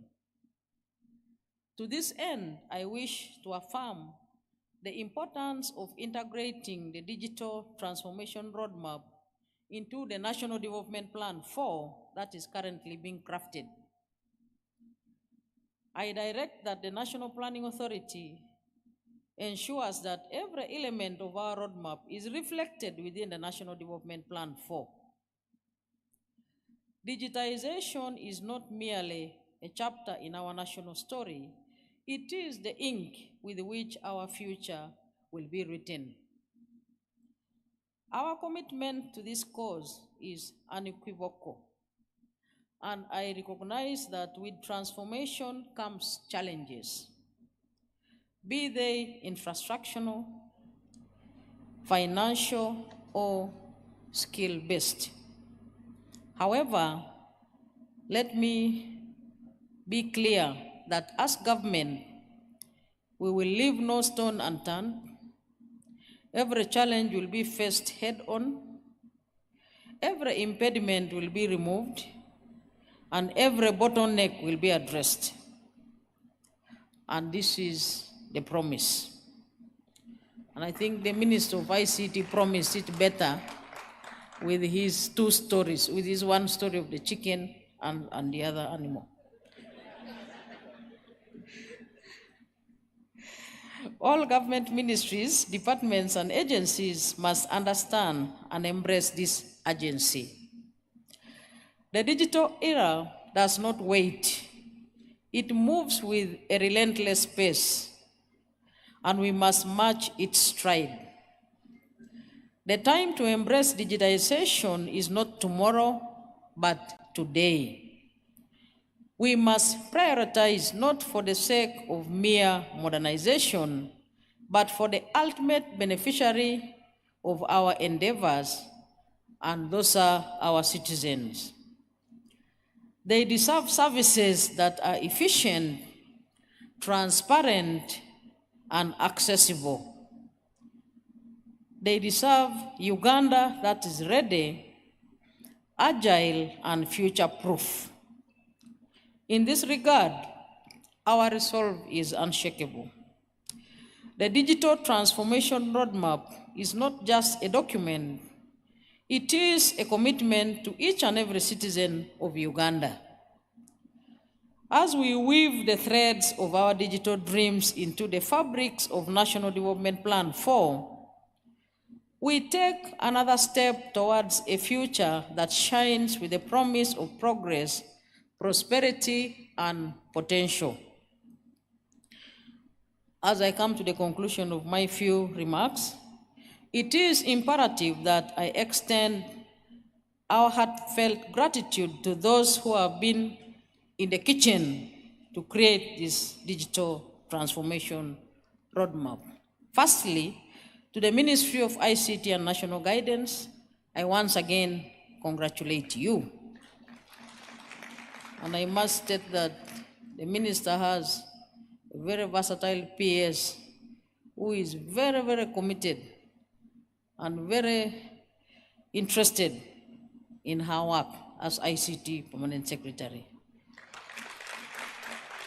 And if I was a teacher, I would give her a distinction.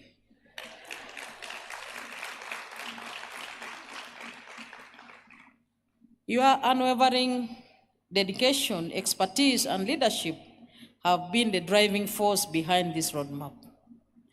You have shown that with clear direction and a commitment to the nation, monumental tasks like this one can be achieved.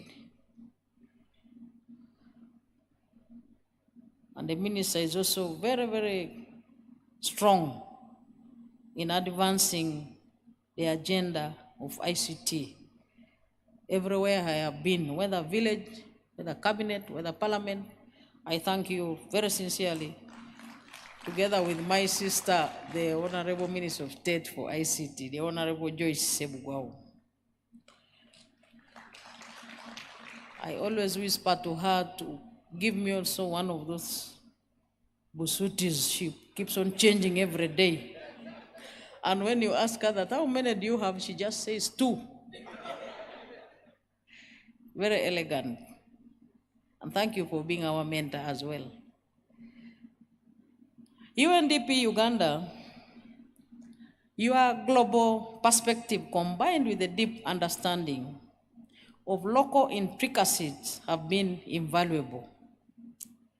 Your support and collaboration have not just facilitated this roadmap, but have ensured it's of a standard that can stand tall on the world stage. Therefore, we don't have words to thank you. There are some words which you were saying when you were speaking And I was whispering with the Minister of ICT that when we go there, we shall also say the same words. But I think when the minister reached the steps there, he forgot like it's a slogan. Now, when I also reached, I forgot. We will be coming to you for more, so that in the next meeting, we outcompete you in saying out that slogan. But we sincerely appreciate the efforts of UNDP in transforming our country, not just on this digitization, but in many other areas. I would like to thank our partners, the EU team, for your commitment as well in moving with us as government and country in a transformation process. You have always been physically present in many of the meetings conducted by government and development partners, and you have always articulated very clearly your messages in support of our plans as government, especially in the transformation area. We sincerely appreciate the bilateral relationships and the commitment to work with the EU team. And to Centenary Technology Services, who I have learned it is a technology company of Centenary Group. Your technical prowess and relentless hard work have turned our digital aspirations into a tangible reality. For over 12 months, you have navigated challenges and complexities to help mold a vision that will steer our nation towards a brighter digital future. I thank you very sincerely, Centenary Technology Services. On behalf of our country and its citizens, I thank all of you profoundly for your hard work and dedication, because I may not manage to mention each of you one by one. I want to thank all of you. Our collective dream of a digitally empowered future is now ready for implementation, and I would like again to congratulate all of us for walking this journey up to this step. And in conclusion, as we embark on this transformative journey, let's remember the digital age isn't just about technology, but it's about people, it's about us. It's about the Omuntu Wawansi. This is again what the minister alluded, that the ICT services should be able to benefit everybody and leave no one behind. It is about harnessing the potential of every citizen, unlocking new horizons, and crafting a brighter, smarter, and more connected future. I want to thank the exhibitors who were able to explain to us there's so many miles they have gone in solving problems in the sectors of government, including the sector of land, the sector of judiciary, the sector of education, but also in their exhibitions, they also promise to expand to other sectors, including the sector of democracy, that is digital or electronic voting, which we are currently discussing in cabinet. Technology can solve so many problems. In the UPDF, my family, or my former family, when we are on the front line, we always declare victory no matter the obstacle. So today, let's declare the victory on the implementation of this digital transformation roadmap, regardless of any challenge. Let's all be very optimistic that we shall implement the roadmap up to the latter. And with these few words, let me now take this honor and privilege to launch the Digital Transformation Roadmap 2023 2027, and I thank you for your kind attention. Ladies and gentlemen, a big round of applause for Her Excellency. Your Excellency, before you leave, I had wanted that, so that I don't bring you back, we'll have our group photos now, Honorable Minister. So if you could join Honorable Ministers, the UNDP President Rep and Team Europe, the EU head and our Swedish ambassador. Please join Her Excellency for the very first photo. The next photo will include the Ministry of Education and Center Tech, who are our other partners. They will be in the next photo. So this is for the ambassadors. Ambassadors, please. And our resident rep and the ICT team. And then after this, we'll have the Ministry of Education and Center Tech will be joining the Vice President for the next photo.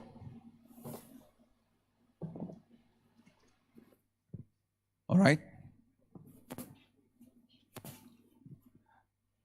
All right, and immediately after this, because we have one more photo, and immediately after this, the Vice President will be formally launching the roadmap. Thank you very much, the ambassadors. Please take your seats. I'll ask the Ministry of Education now to come to the front. The ministers will stay and join the Honorable Chrysostom and Dr. Jen. I also want to invite Center Tech and the Honorable Shatsi. Honorable Shatsi, as a Member of Parliament, please come. Because you're a key pillar as legislators in driving this digital agenda.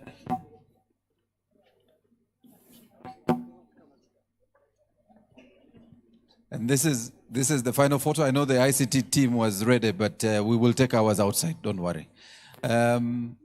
So after this, the Honorable Minister will guide Her Excellency, the Vice President, to formally launch the roadmap, which is going to happen just here. There will be quite some activity around this.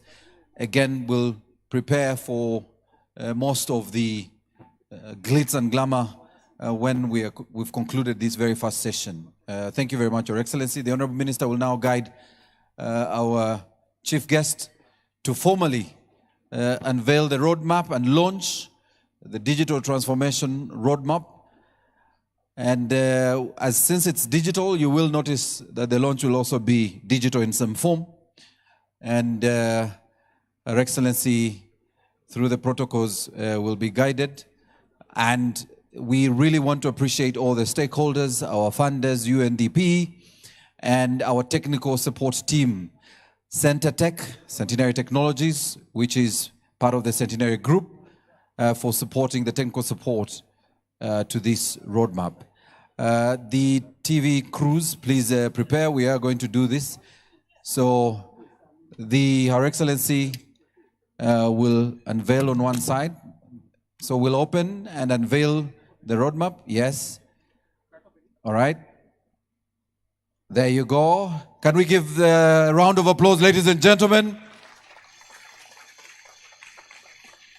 The digital transformation roadmap has been unveiled, and this has been done by Her Excellency, the Vice President, on behalf of government that unveils a technologically advanced and inclusive Uganda.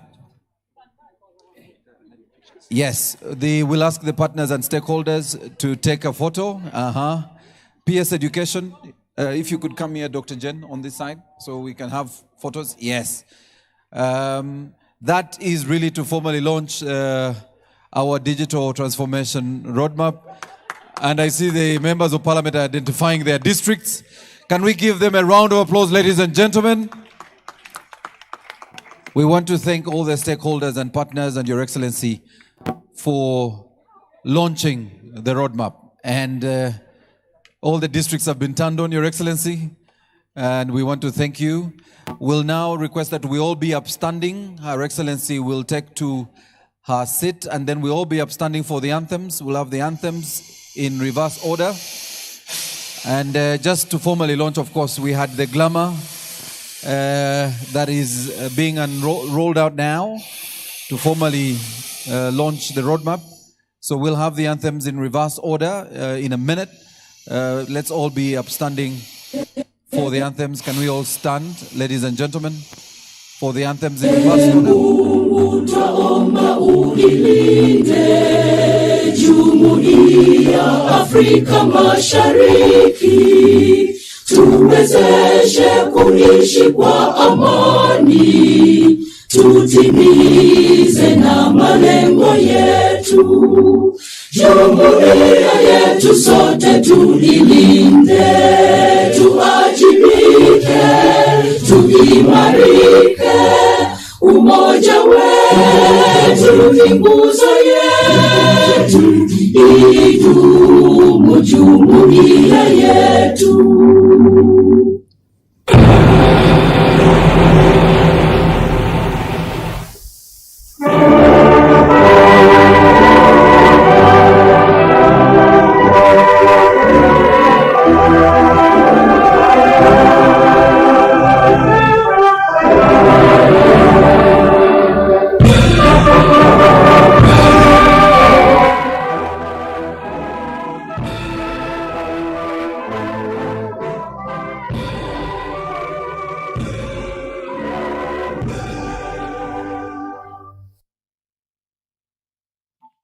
Thank you very much, ladies and gentlemen. Please make way for Her Excellency, the Vice President. She will be accompanied by our host minister, the Minister of ICT and National Guidance. And please do stay with us. There is keynote presentations and a panel discussion that will speak to our roadmap, and we want to request that you stay with us because that session begins immediately. And I'll invite Brandy to quickly invite our keynote speaker, the very first presentation from the Ministry of ICT. And we want to thank Her Excellency, the Vice President, for having joined us this morning to launch the Digital Transformation Roadmap. Please take your seats, ladies and gentlemen. We will now transition to our presentations. And our very first presentation from the Ministry of ICT, Brandy. All right, thank you very much. Thank you very much to our mic check 1 2. Thank you very much to our Vice President, Her Excellency Jessica Alupo, and all the ministers that have been able to deliver remarks that speak to our digital transformation roadmap that will be for the next 5 years.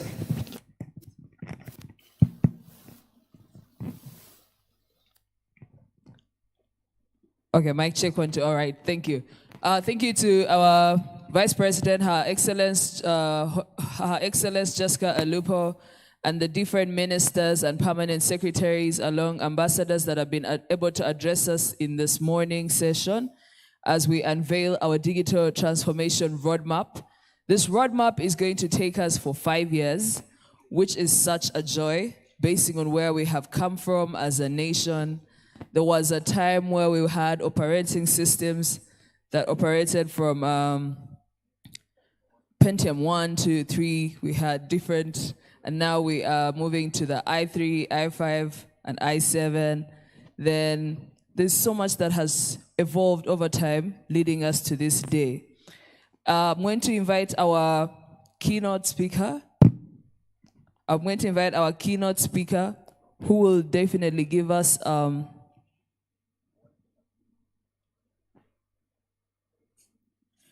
before we have our keynote address speaks to the digital transformation roadmap. Now, before we get to that, I would like to invite Mr. Amos Mpungu. He is Mpungu, in fact. He is the Principal IT Officer for the Ministry of ICT and National Guidance. He is going to share with us what we have just launched today. We have launched the Digital Transformation Roadmap, but what is in it? So he's going to share that information with us in a few minutes. Then we shall have a keynote address. Then we shall have a discussion, which will lead to us having our lunch, and then we can be done for the day. Ladies and gentlemen, let's put our hands together for Mr. Amos Mpungu. Looking elegant as ever, we receive you on this dynamic day. Thank you very much.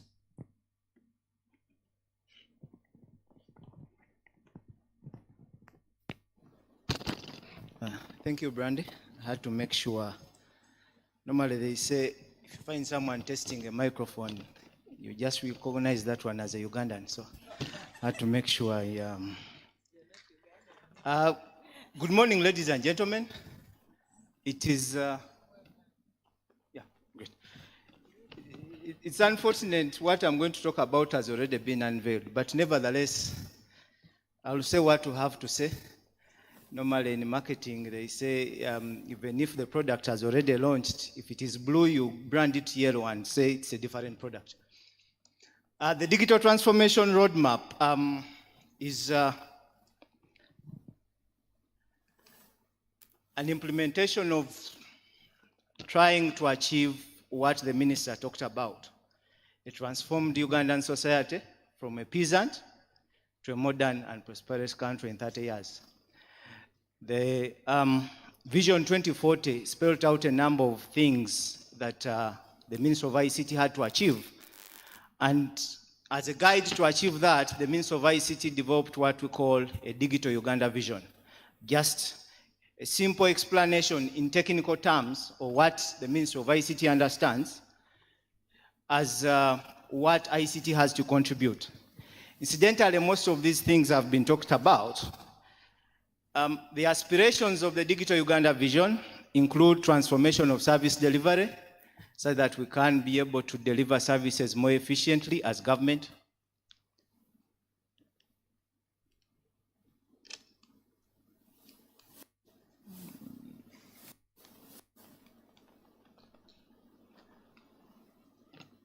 We're looking at ICT-enabled businesses and work investment, where ICT is looked at the power or the engine for all businesses in the country, a digital data-driven economy,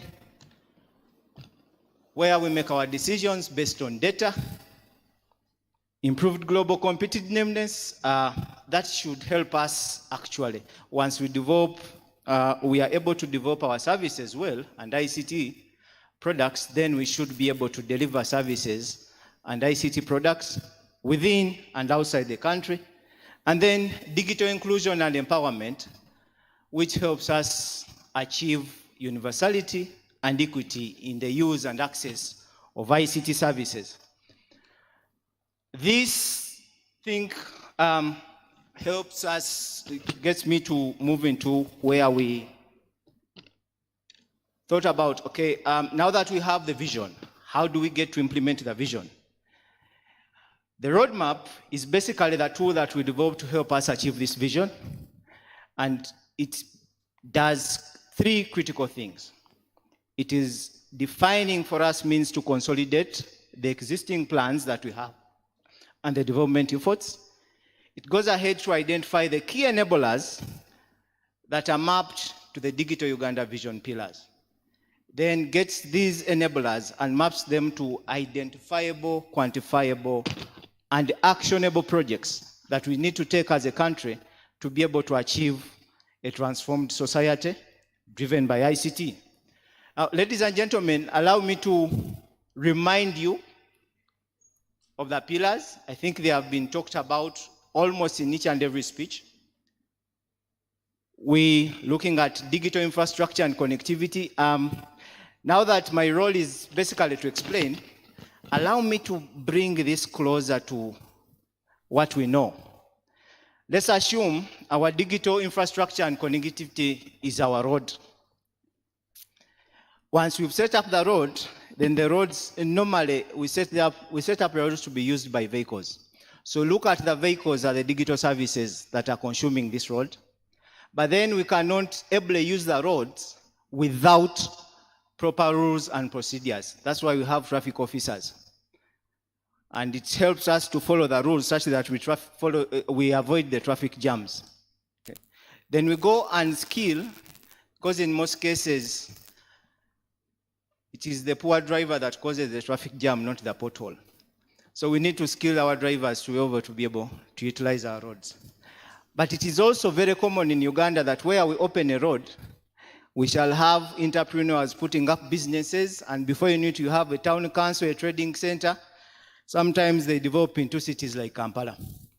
So that is me trying to bring the technological terms closer to what we understand in our daily life.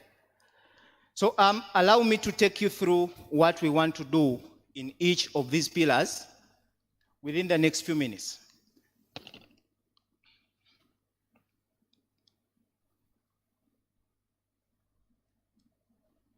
Incidentally, technology can be so stubborn that even on the day of digital transformation, it stops working.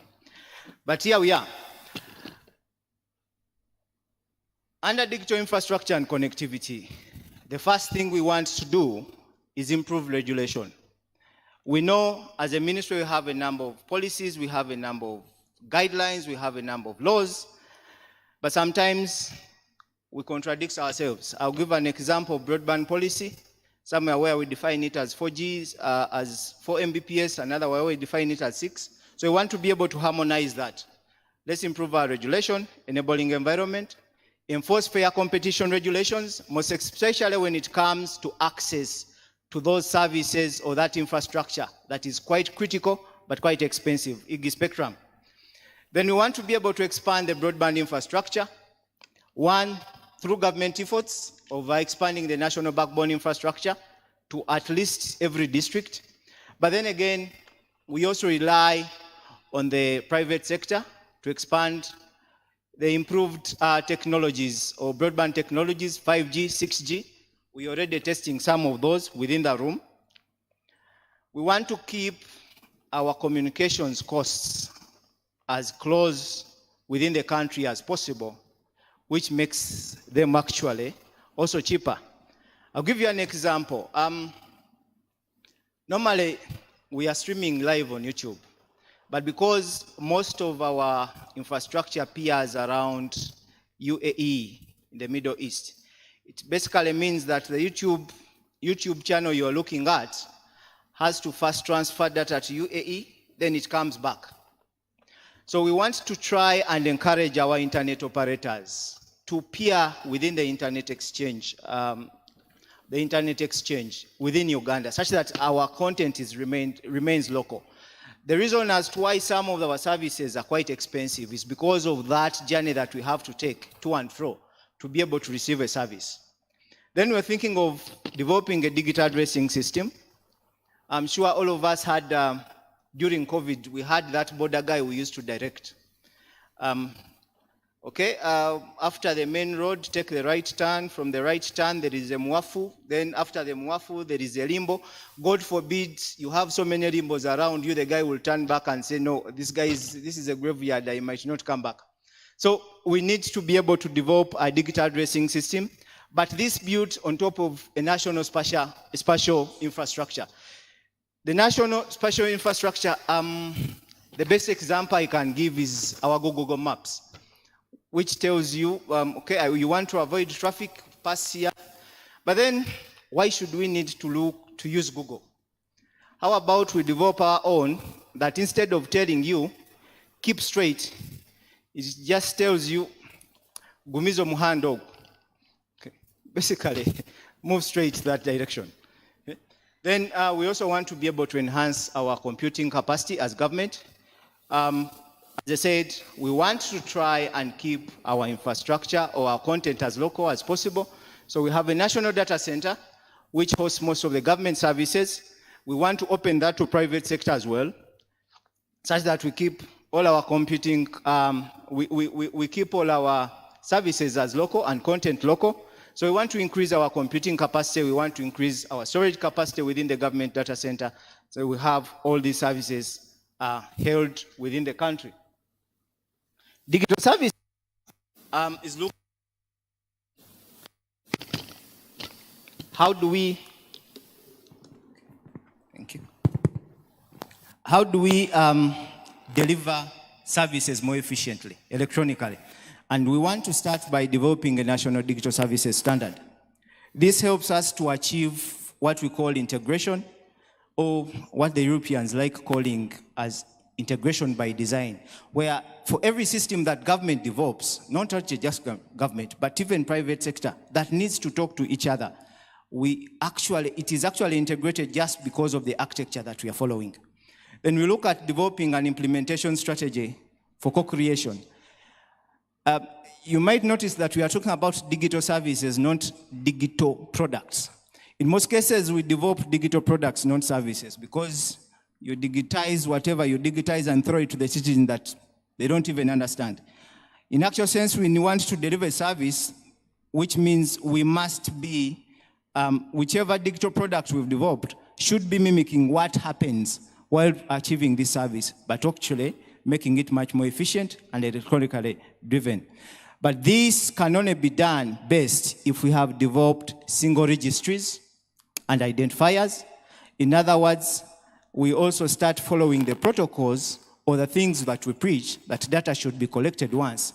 If URA has collected data from me, or NIRA has collected data from me, then URA shouldn't ask for it, or BRS shouldn't be asking for it in URSB, basically because I'm already identified as a citizen within your ecosystem, so only ask for that information that you need to give me that service. The extra, not me having to give you back the same information I gave to a different entity within government. We want to be able to implement the National Big Data Strategy. Why? Because we need, as one of the pillars, we said we want to be a data-driven economy. Let me just give an example. We are about to go into a census. So UBOS, after the census, gives us that, okay, in Uganda we are 45 million people. Then within Uganda we stratified, we are about 18. Honorable Minister, welcome back. Thank you. So within Uganda, Uganda is stratified in about 18 sub-regions. So out of the 45 million, we have realized that actually 40% are in Chigezi. 40%, for someone who does a bit of mathematics very fast, how much is 40% out of 45 million? I think it's, okay, let me assume it's 18. So we say 18 million people out of 45 come out from Chigezi. The Minister of Health say, out of 18, if just one is basically constituting, taking care of just 40, what is the problem? Are these people just too fertile? What are the conditions in here? Now we are starting to put context around the figures such that we understand this is what big data does. So the Ministry of UNMA would come and say, you know what, guys, we've realized that, no, these people might not be quite fertile. The fertility rate is the same across Uganda. But Chigezi is also cold. So bits of companionship take a bit longer because people need to warm themselves up. Say, okay, so how do we address this population boom in Chigezi? Then Minister of ICT will say, no, guys, ladies and gentlemen, for us, we have the solution. We have augmented reality. We are going to bring the sun to start rising and setting in Chigezi. In that way, the companionship will be smaller. We shall grow more Mondi and problem solved. Okay? You have more Irish, but a smaller population within Chigezi. We shall go ahead to build capacity within government. Sometimes we also appreciate the fact that, yes, we might preach some of this, but as we are delivering these services, we need to support them as government cadres. But then mindset change is quite critical, and good enough means of ICT is also responsible for national guidance. So we shall do all efforts possible to whitewash your brains until your default settings are digital. Having used digital services, normally when you consume digital services, you're going to increase your exposure to security or cyber attacks, and therefore we want to be able to foster a safe and trusted digital economy by one, as we said, we want businesses to be driven by ICT. We are an SME economy, so we actually want to be able to support the SMEs to consume ICT services, but also protect the investments in there. We want to support investments in cybersecurity. The government is already doing that. We already have 2 certs that are running under NITA and UCC. We want to skill Ugandans on cybersecurity so that we avoid these calls of, I'm calling from UCC and I'm about to cut off your phone in the next few minutes, yet the guy cannot actually explain what UCC does or even mention UCC in full. If you ask what is UCC in full, he's just continue saying, I'm from UCC, but he's telling you, assuring you that your number is going to be cut off in the next few minutes because you didn't register it for the 10th time. Okay? build a robust and cybersecurity ecosystem that helps us protect the national critical infrastructure that we are building, but also enforcement of compliance to ICT-related laws that we exist, but we need to be able to understand these so that we work within those same laws. Ladies and gentlemen, ICT, most especially cybersecurity, cannot work in isolation, so we cannot, however much effort we put as Uganda, we cannot actually achieve end goal, because ICT laws can actually be broken from whichever part of the world that it can be. So we need to be able to foster partnerships within the region and beyond, so that we have a collaboration. If you have a perpetrator seated in Kenya, they can actually be held responsible for their crimes, even if they are not found physically within Uganda. On digital skilling, we need to be able to build a population that can utilize the so many services we want to build, and therefore we need to skill them. But then we also realize that there are already efforts being done within ministry and development partners to actually deliver this.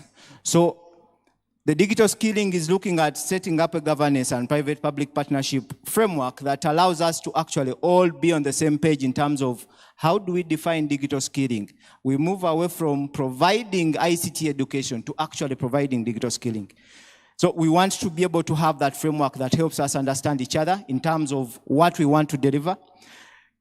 Providing digital literacy and skills, one within both the formal and informal education sector. We already have a DigiTrack, for example, that is running around and actually skilling people within the informal sector, people in the markets, the guys who usually hang around the trading centers playing Ludo and things like that, the guys who work in the markets and deliver services to us. We want to make them digital, but we need to skill them first. Then access and availability. As we expand the networks that we are talking about, then we need to be able to deliver these to the schools that are able to deliver, through which we are able to deliver digital skilling.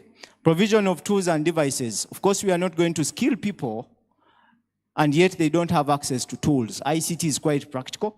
If you are going to skill someone, they need to be able to do something that you're actually trying to tell them to do.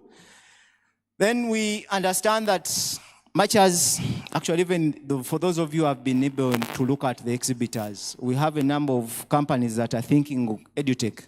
I have a learning platform here, government has a learning platform, but some of these platforms don't talk to each other. And you find that similar content is being developed within the same platforms, or there's so many different platforms. So we want to put these together to start talking to each other, so that instead of someone or having 4 or 6 people developing materials or content for physics, we get that particular content from one platform shared through the other. So we need to look at integrating the existing management information systems within government and within private sector that are looking basically at providing content in digital skilling, but also continue conducting M&E such that we can be able to tell how we are. Remember, one of our aspirations is that ICT should be inclusive, and we shouldn't be leaving anyone behind.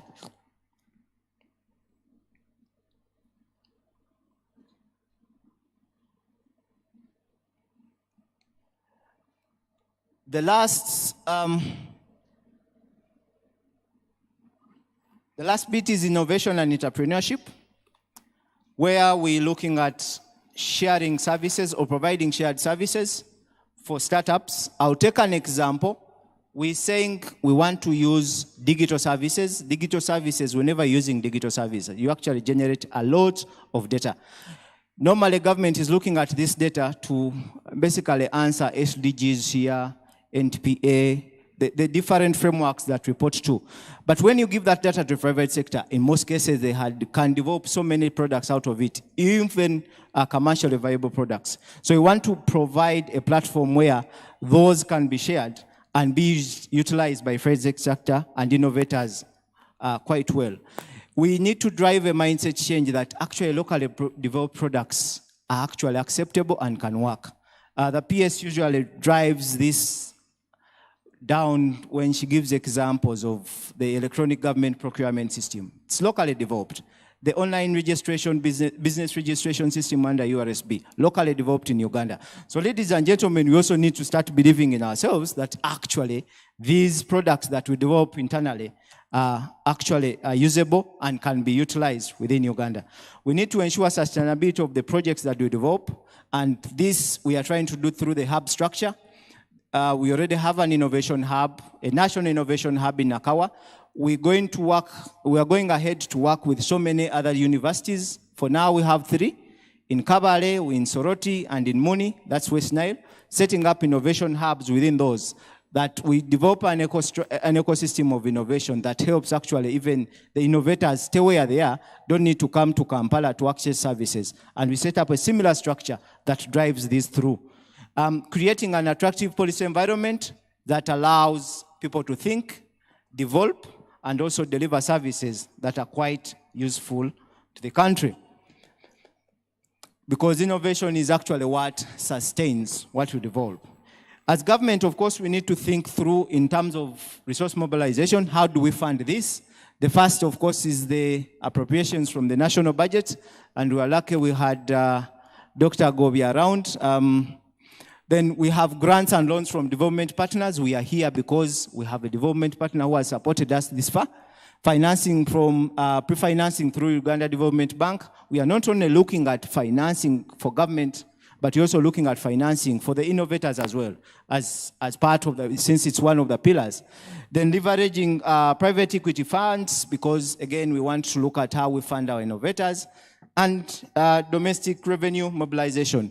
Those are some of the sources of funding that we're looking at.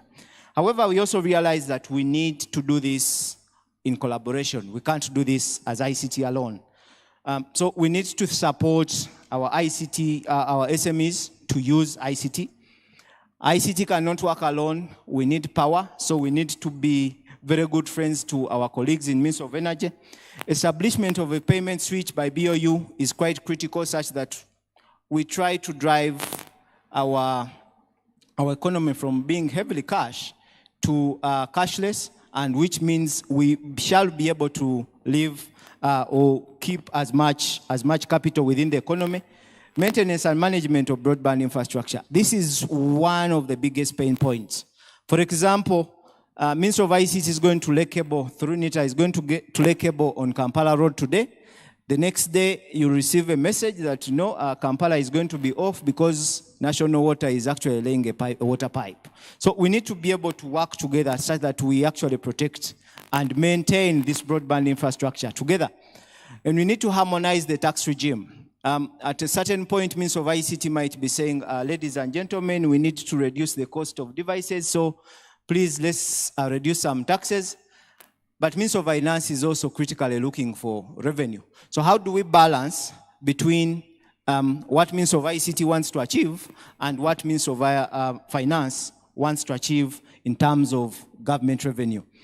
Critical success factors, a governance structure that allows or involves each and every individual, MDAs, development partners, private sector, in actually accessing information and contributing to this. Awareness, communication, and inclusion, such that each and every individual knows what is happening and what their role is. Political will. Of course, the political will, we've already heard from the minister that it is total commitment. Okay. Infrastructure, you look at infrastructure or setting up infrastructure as a shared responsibility, both in terms of setting it up and maintaining it. Collaborations, we have so many development partners that are willing to support us, but we need to understand that we also can't all move into the same direction. One of the reasons that's why we are developing the roadmap is that we actually get to understand who is doing what, and we complement each other. So we need to understand, or we need to share the pie in terms of which projects we do. But also, we also have to do the resource mobilization as a joint venture. So the key takeaways, and I think this is particularly for fathers and mothers in the room. Why fathers and mothers? They are the only ones that are allowed to forget the few slides. And I just want to take this as the summary. The fathers and mothers are the only people who have gone through what they call a critical time in sleepless nights. So they are allowed to forget. Okay? You see, when you have a foreign entity in the country that within the house that makes a lot of noise and you clearly can't sleep, that's what they call a real sleepless night. Those of you who have had sleepless nights because of hysteria, sijui boyfriend has jacked you, no, this doesn't apply. So the takeaways, we're saying we have 5 pillars. And again, I'm going to bring it closer. Assuming we have that nice dream home and you've set it up, that is your infrastructure as pillar 1. Then you need to close it such that you secure it. That is your security. Now furnish this dream home of yours. And when you're furnishing it, those are your e-services. Once you've done furnishing, then, of course, since you've put a refrigerator somewhere and a cooker somewhere and you have this maid from Chana Mukaka, you need to be able to skill that maid on how to operate those machinery. Otherwise, they'll burn the house. So we're going into skilling. But then, these days, we do a lot of innovation in houses. And you say, okay, we went for a scan. Is the baby boy coming? Yes. I think we should paint the room pink. It's a baby boy because the boy is blue or something like that. So that is the summary of our pillars of digital transformation. Now, ladies and gentlemen, there's something very unique that happens within government. For every presentation we make in government, in most cases, what they tell you at last is, what is your prayer? Now, unfortunately, the prayer has already been answered. So I thought I would end with something close to a prayer, and that is our verse today. Isaiah 43:19 says, for I am about to do something new. See, I have already begun. Do you not see it? I'll make a pathway through the wilderness. I'll create rivers in the dry wasteland. If you relate it to what we are talking about today, digital transformation has already started, and it should be anywhere where you are. If you haven't seen it, ladies and gentlemen, I think visit the nearest parish priest because you might need to repent of some sins. Thank you very much for listening to me.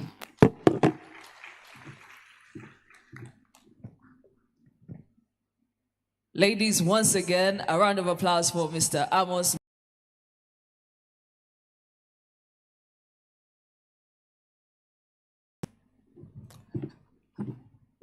After such a brilliant discussion and presentation from our principal IT officer, we now know what is in this roadmap.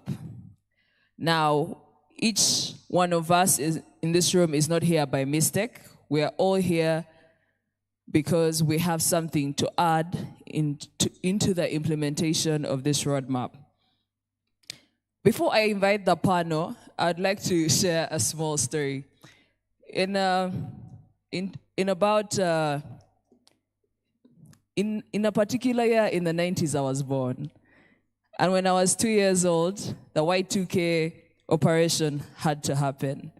People didn't know what the future of computers would be after 1999.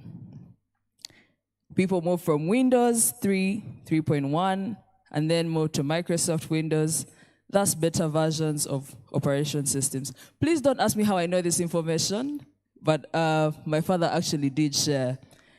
And then we moved from types of computers from Pentium 1, 2, 3, 4, and moved to the i3, i5, i7. Data storage moved from diskettes, which also had versions, and now we save information on the what? On the cloud. And we have walked this journey as a nation as well. So as a young person who they keep saying there's a 60% population of the country that is under a particular age, I want to say on behalf of the people that this is such a joy that this roadmap is here, and every person in this house right now has something to contribute to it. So thank you very much for being here with us today. Without wasting any time, I'd like to invite Rita Kanya Mujuni. She is the team lead of the Digital Media Unit and also an anchor with NTV Uganda and also such a great moderator. So let's put our hands together for Rita as she comes to walk us through the panel discussion as we unveil the digital transformation roadmap. Rita, you're welcome.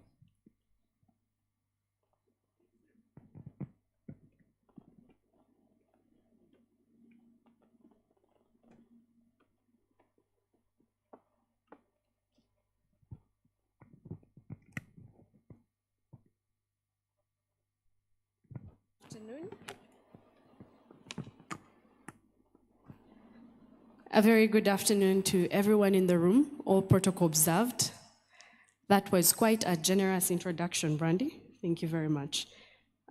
This afternoon, the conversation that we're going to have simply speaks into what Amos has taken us through. The house that he mentioned that has been constructed, it's well furnished, but we want to get into these nitty-gritty details of it. And I am not going to be the one that will say it all. I'll only guide the conversation. So allow me introduce our panelists for this afternoon. I'm going to start by introducing and asking James Biaruhanga, who is the General Manager at Raxio, to come join us. Each panelist, as you see, there are 5 seats here. We're going to be taking a look at 4 pillars. Just the 4 of them. One of our panelists could not make it, unfortunately. So as James comes, we'll also be having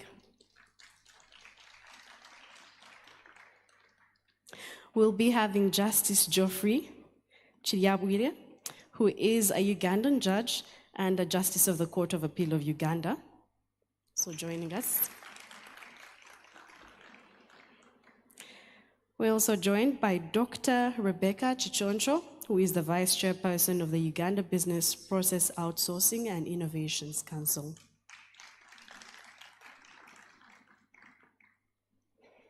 Last but not least, actually not last but not least as well, we also have Innocent Ajolu, who is the lead at the Partnership and Innovation at the United Nations Development Programme.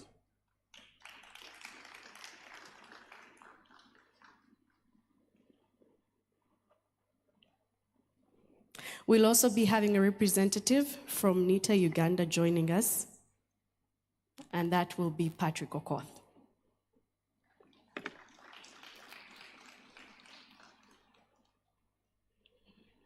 You're all most welcome, and good afternoon. I believe we're going to try and put the details that Amos was mentioning when it comes to the 5 pillars that are within Uganda's digital transformation roadmap. And as you can see on the screen, it's 2023, 2027, where we are now, where we would like to go, what changes should be made.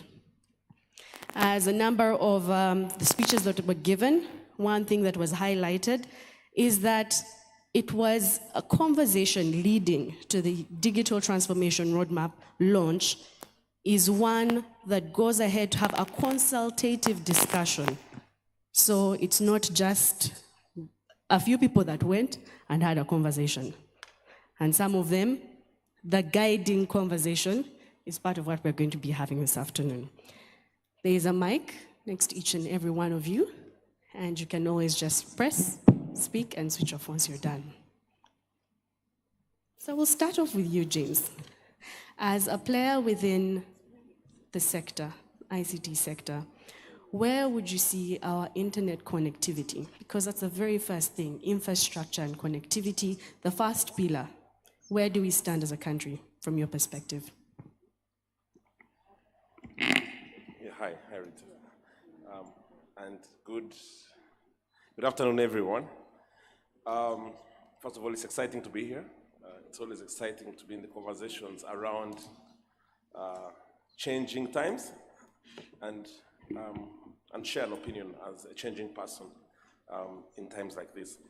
A few minutes ago, I think Brandy, the MC, was giving us a bit of a storage story. She's talking about this whole journey from Y2K compliance and diskettes and disks and hard drives are now all the way to cloud. I think she doesn't realize that she's talking to people who lived this life. She's speaking from a perspective of a Gen Z. But I also want to give you guys a story about the connectivity perspective. I've been present in the Ugandan connectivity space for the last 25 years, working actively, and just trying to also, play my role in shaping things and where we are now. And then I can just talk briefly about where I think we're going. if I'm to just quickly go to like the year 2000, the cost of 1 megabit per second in Uganda was about 5,650 USD for 1 meg up, 1 meg down. And I will talk tech because I believe there's a bunch of techies in the room. However, I'm also happy to just translate offline. We were depending on satellite connectivity at the time. The whole country was depending on satellite connectivity at the time. We had Uganda Telecom, obviously. We had Celtel. MTN was a new player. I see some MTN characters in the building. And then we had, of course, only Infocom, who had just taken over from Swift Global and Africa Online in the market. Just a few players. And the mode of connectivity was dial-up, 56 kilobits per second, being sold at about $250 per month. Just try and stop to think about the playing field 23 years ago and how it was. In 2009, the first submarine cable landed in Uganda. It was a straight race between Teams and CCOM. We saw the price of internet dropping on the wholesale side from $6,000 to $600 in one shot. And that immediately meant that the pricing dropped also on the last mile. Now, over the last 11 years, it's been a continuous race to the bottom. What's been driving this? There's been a huge evolution on the mobile space. 2G, which was the mode in 2009, has evolved into 5G. I see big 5G signs here from MTN. Airtel launched 5G as well last week. So we've seen an evolution from 2G Edge, 3.3G, 3.5G, HTTP, LTE, all the way to 5G in a short period of space, given where we are. So speeds have moved from 56 kilobits per second to about 500 megs on a device in a space of 10 years. Secondly, we've seen a shift from what was initially the copper delivery that I think Uganda Telecom was known for delivering, to fiber to the home, fiber to the premises, which everyone is now delivering. Yesterday, I think you all paid attention to the rebranding of Uganda Telecom.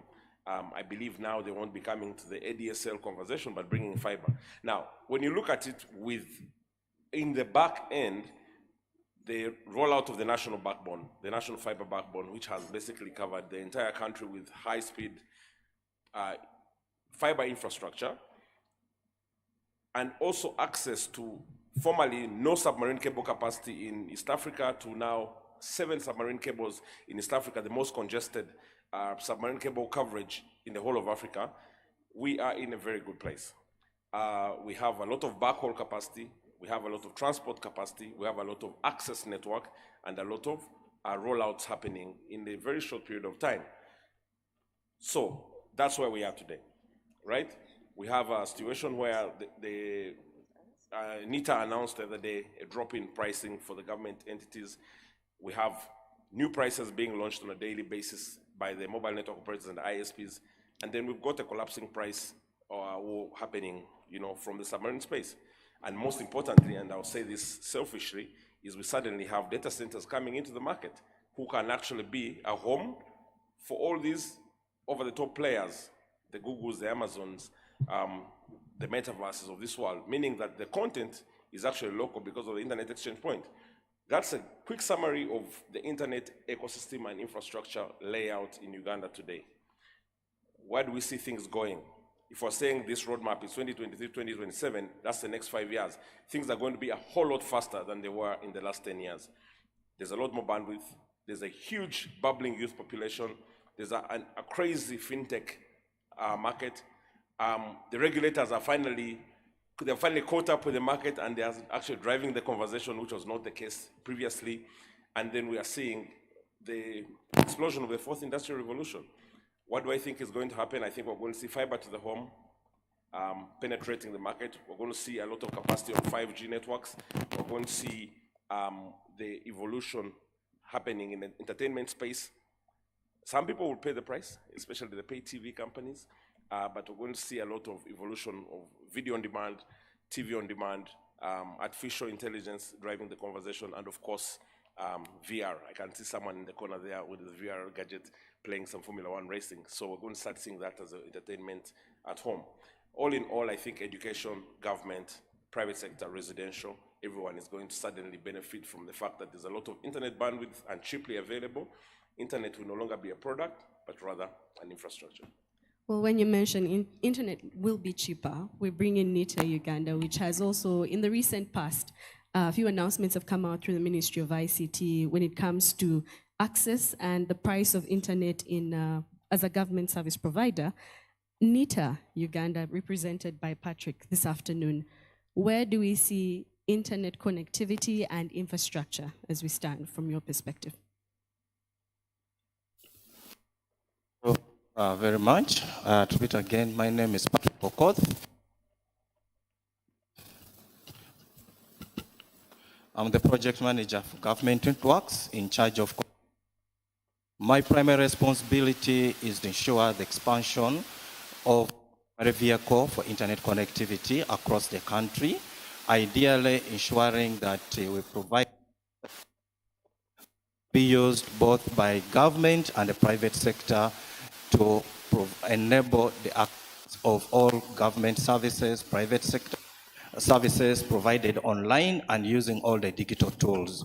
What have we done so far as NITA Uganda, among others, in providing the coordination, supporting, and promotion of ICT in the country? We have done 4 major things, and one of them is building the national backbone, and that currently covers up to 53 districts across the country. And the plan is to expand that. That's about 40%, and the plan is guided by this roadmap to expand that to cover 100% in the next 5 years. The second that has been done is building what we call the National Data Center to ensure that most of the services being provided to locals or citizens in the country are hosted locally, and that is delaying ensuring we address the delay time, but also promote a lot of local content.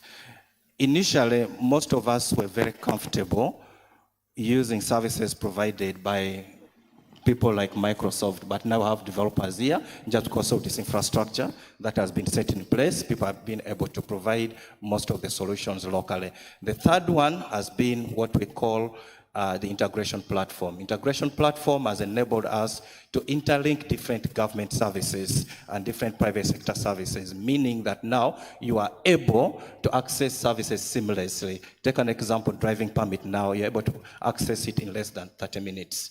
You're also able to register and acquire a bank account in less than a day. Initially, it will take days just because of the process.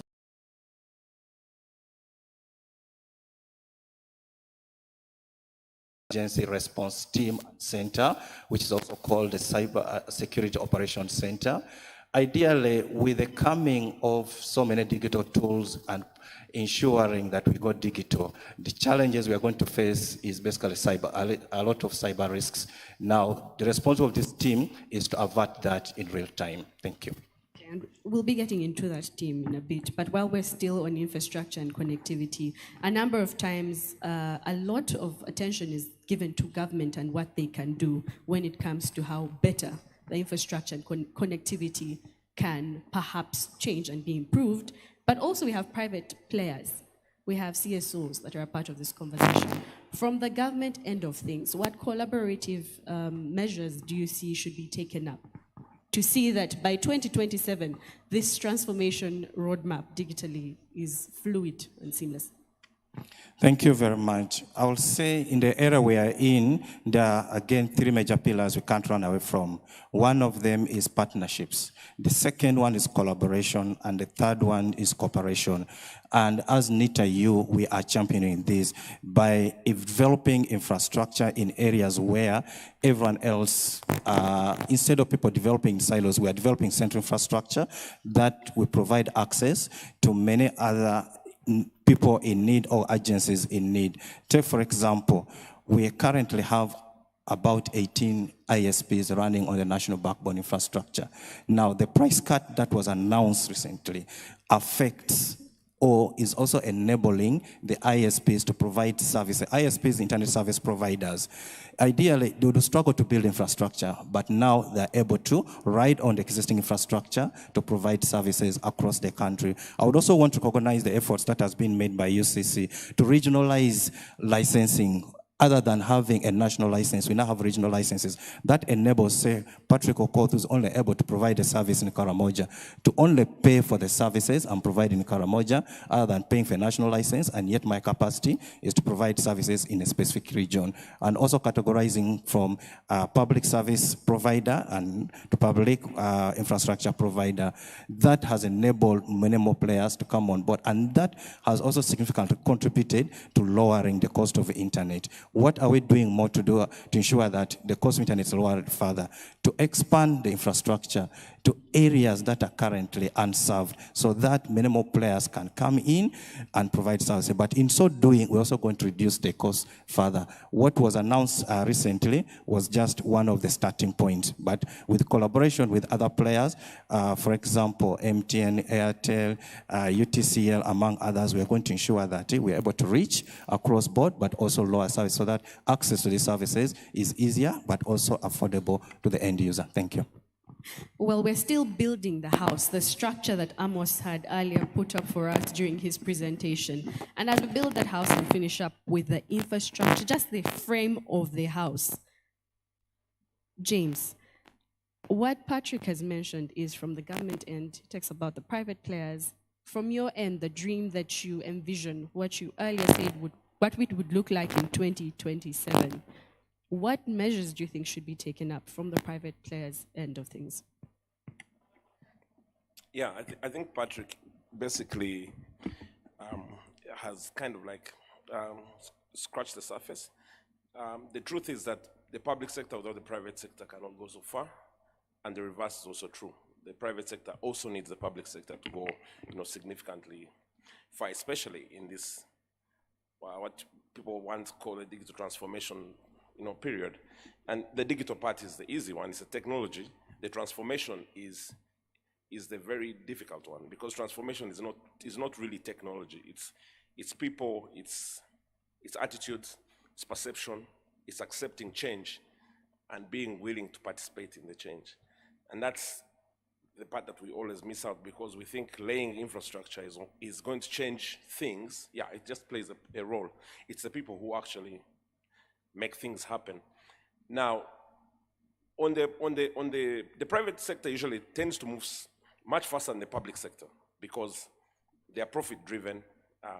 The finance and the investors kind of put a lot of pressure, so you always tend to deliver a lot faster than the public sector. But we're starting to see a huge change because delivery in the private sector is heavily built on being able to comply.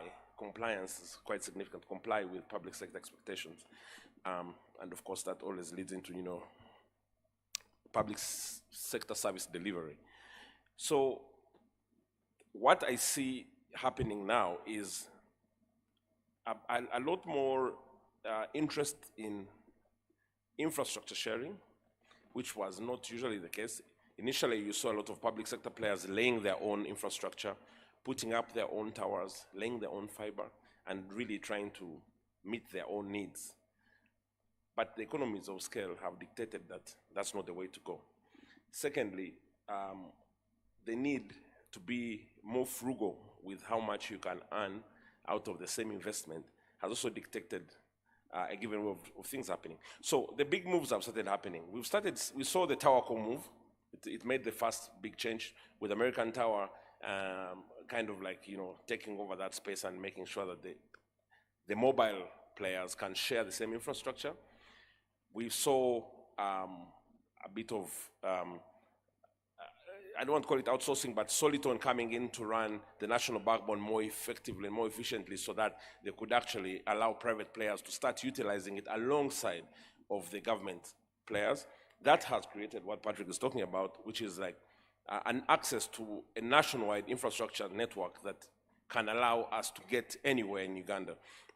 And then we've started seeing what was previously unseen, which is private sector players swapping out infrastructure to be able to meet each other's needs, right? And changing the competition from me who has more infrastructure, I can outcompete you, to me who can deliver a better service, I can outcompete you.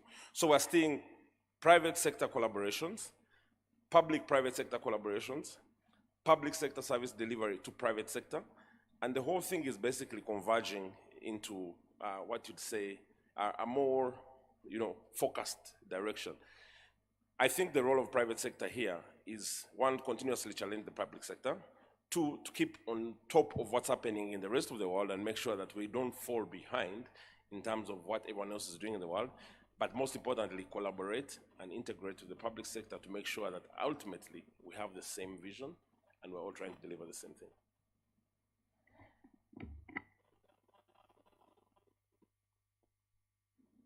As we now move on to the next pillar, we take a look at the digital services that we have. And for this, we're going to be having a conversation with Justice Geoffrey Chibiabwire. Now, Justice, from your end and for everyone in the room, we have all had an interaction with a digital service, say, within this week. May not be today, but within this week. For some, actually, you've had an interaction today. What does the current digital service space in the country look like? Thank you very much for giving me this opportunity to share. But before I really go there, I cannot speak without talking about the services that the judiciary provide. And probably many people are wondering, what is a judge sitting here with all these people doing? And the reason is simply this, that we have already started the transformation journey in the Ugandan judiciary. So I head the ICT and Law Reporting Committee of the Chief Justice. I've done that for the last 11 years. And I'd like to say that for us, our roadmap started in 2015, 2016. So we already have ours, and it is right here. And you can access this on our website, www.judiciaryuganda.org. So we also have a website, by the way. The judiciary has a website that may surprise many. And you will find a lot of our vision in terms of providing services to the people. And what I would like to say is that for us, we built our house on 9 pillars. This pillar, what is happening in terms of what we're talking about today is 5 pillars. What I can say is that they are fairly similar. The only difference that I can say is that for us, we're heavy on data, not just data protection. We're heavy on breaking silos within the Ugandan judiciary so that we have one center of data which can then be used to leverage on the type of services that we give. So if you want to know stats, we are able to aggregate them in terms not just of the cases, decisions that we make, but even desegregate it in terms of who are the players there, whether we're talking about women in disputes, children in disputes, or whatever type of businesses we have. So we even know, for example, the kind of burden of disputes in terms of shillings in Uganda in terms of dollars. So I wanted to flag that for us, we have been doing that, and ours ran up to 2020 and would have been able to deliver it had it not been for COVID. But the fact that we're already on the map allowed us to be one of the first entities in the government space to be online during COVID. And I think you know that we were probably amongst the first 5 to be able to have business continuity during COVID. And that is very critical because we did not allow COVID to shut down access to justice. Now, in terms of the broader space, so I would like to encourage Honorable Minister and PS that you also look at the data. I know it is somehow embedded there, but I'd like to see more of that flagged because there are a lot of silos in the government space where data can be shared. Now, I think a lot has been said about the service sector. We're doing e-everything. We've had e-education, we have had e-finance, we have had work from home. The space is growing. And so it is very important, the questions that you started with, to see that the infrastructure is robust enough to carry that vision. Because I think the future is moving away from fixed spaces. When you, for example, if you're saying, I am going to take you to court, you know that phrase that people use to threaten others? It is no longer going to be a physical court. It is going to be a service, just like you'd want to book an air ticket on a computer if you want to file a return in URA. And so, for example, in the judiciary, we have now flagged ICMIS, our Electronic Court Case Management and Information System. And our booth is out there. Please visit it. It is showing you that we are going to move the court from the physical building just there at City Square to the palm of your hand. So you'll be able to know what is happening in court in the palm of your hand. You'll be able to go to court in the palm of your hand. You'll be able to know exactly what is the status of your case in court. And I think this is cross-cutting no matter what service you're talking about. And what are we looking for? We're looking for the following. We're looking for quick access, we're looking for transparency, and we're looking for accountability. So these are the sort of areas in the service space that we're seeing growth in. Well, when we talk about ICMIS, let's just stick on ICMIS for just a bit.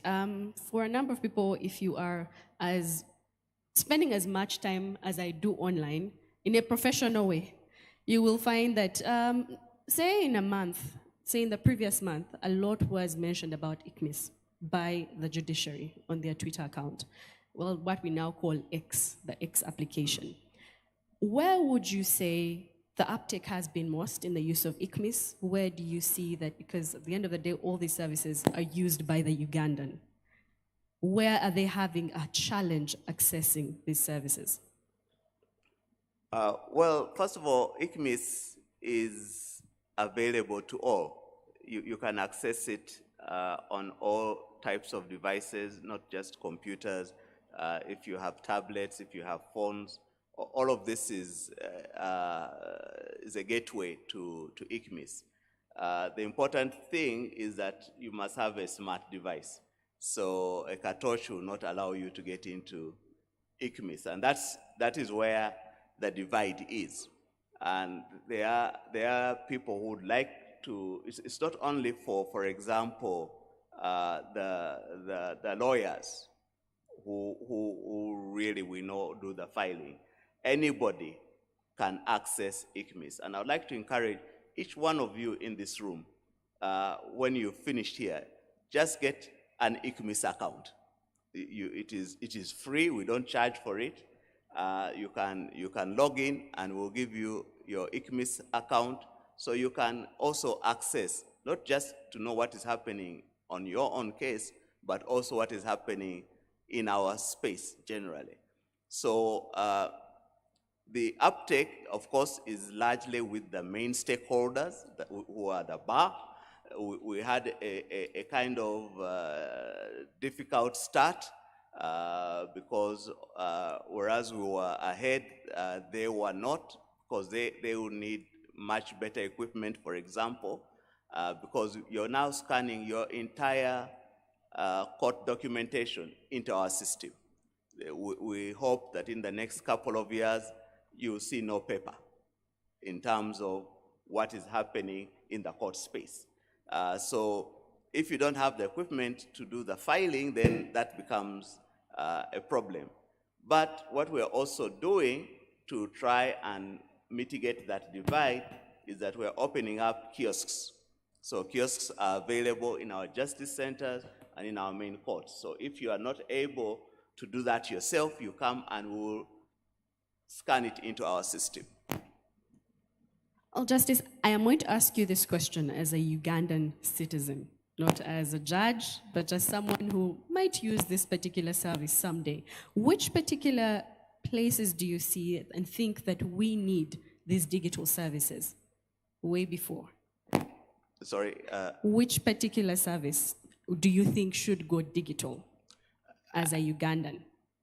It could be government, within the government. I think everything can go digital. If the private sector can go digital, this perception that government cannot should be debunked. There are countries, especially in what used to be Eastern Europe, where government is actually available primarily in a digital space. And so the whole question of saying, I am going to this ministry, I'm going to this department, I'm going to this agency to get a service, that is no longer necessary. So I think the mindset, there has been, of course, the private sector is always faster and therefore pulls over the government sector. But let me say this, if the courts can go digital, what excuse is there for another government department or agency not to go digital? I think I'll put it that way. You really have posed the question. What is stopping us? Now we're going to move on swiftly due to time. We're going to now go to another pillar, and that is digital skilling.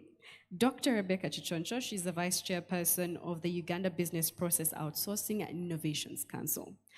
Dr. Rebecca, when we take a look at digital skilling, where do we stand as a country? How far have we taken the steps to where we stand today? Thank you. Before I answer your question, I wanted to provide a little bit of context. When I was thinking about the house, Amos's house, and it has all these gadgets. It has security systems, it has refrigeration, it has the cooker, and all these other things. The most important person in that house is actually our friend from Chanamukaka. Our friend from Chanamukaka is the most important person in the house. Otherwise, you leave in the morning and you'll come back in the evening and your house is on fire. Or you'll come back and you have been robbed.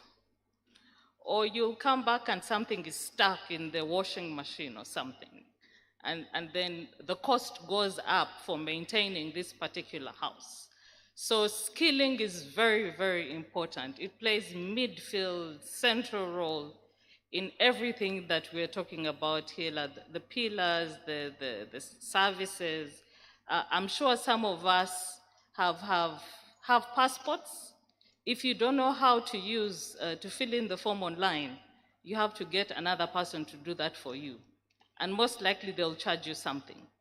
If you do not know how to use the online e-payment system for URA, you have to pay a cost and pay somebody to do that for you. So digital skilling is very, very important. Where do we stand as a country? At the moment, we're still in the dark, but not very far, because we have partners that have helped us develop some systems. So we have, the roadmap has been developed based on a system that was established by UNCDF, and that is the Inclusive Digital Economy Scorecard. And this has placed us at a certain continuum on the rankings that we have as a country in terms of digital inclusion. Now, when we talk about skilling, we have a rank of about 20. Now, 20 is below even the startup. So we have the nascent, and then we have the startup, then we have the expansion, and the further on. But Uganda is still way below average in terms of digital skilling and digital inclusion. What is the problem? I think the problem is that we lack a national framework that will drive digital skilling as something that can transform our country. If we look at our neighbors who are doing much better than us, our neighbor in Rwanda, because this is very relatable, our neighbors in Rwanda, our neighbors in Kenya, their ranking are much higher than ours here. And therefore, that is a really huge, today is actually a very exciting day because we have started our journey And probably we should be able to catch up, but technology obviously moves much faster than we do. So we're looking forward to having more to come.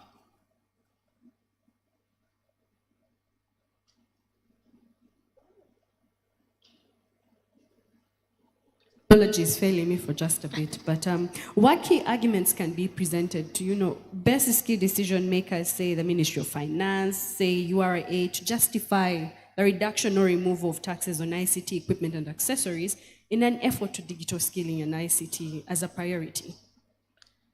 Well, I don't know if there is a bigger argument than has already been made by all the dignitaries that spoke this morning.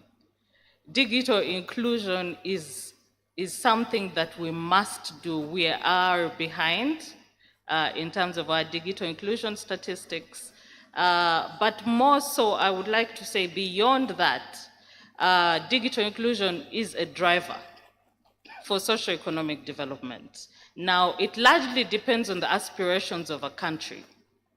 If we have our Vision 2040, we have our NDP 3.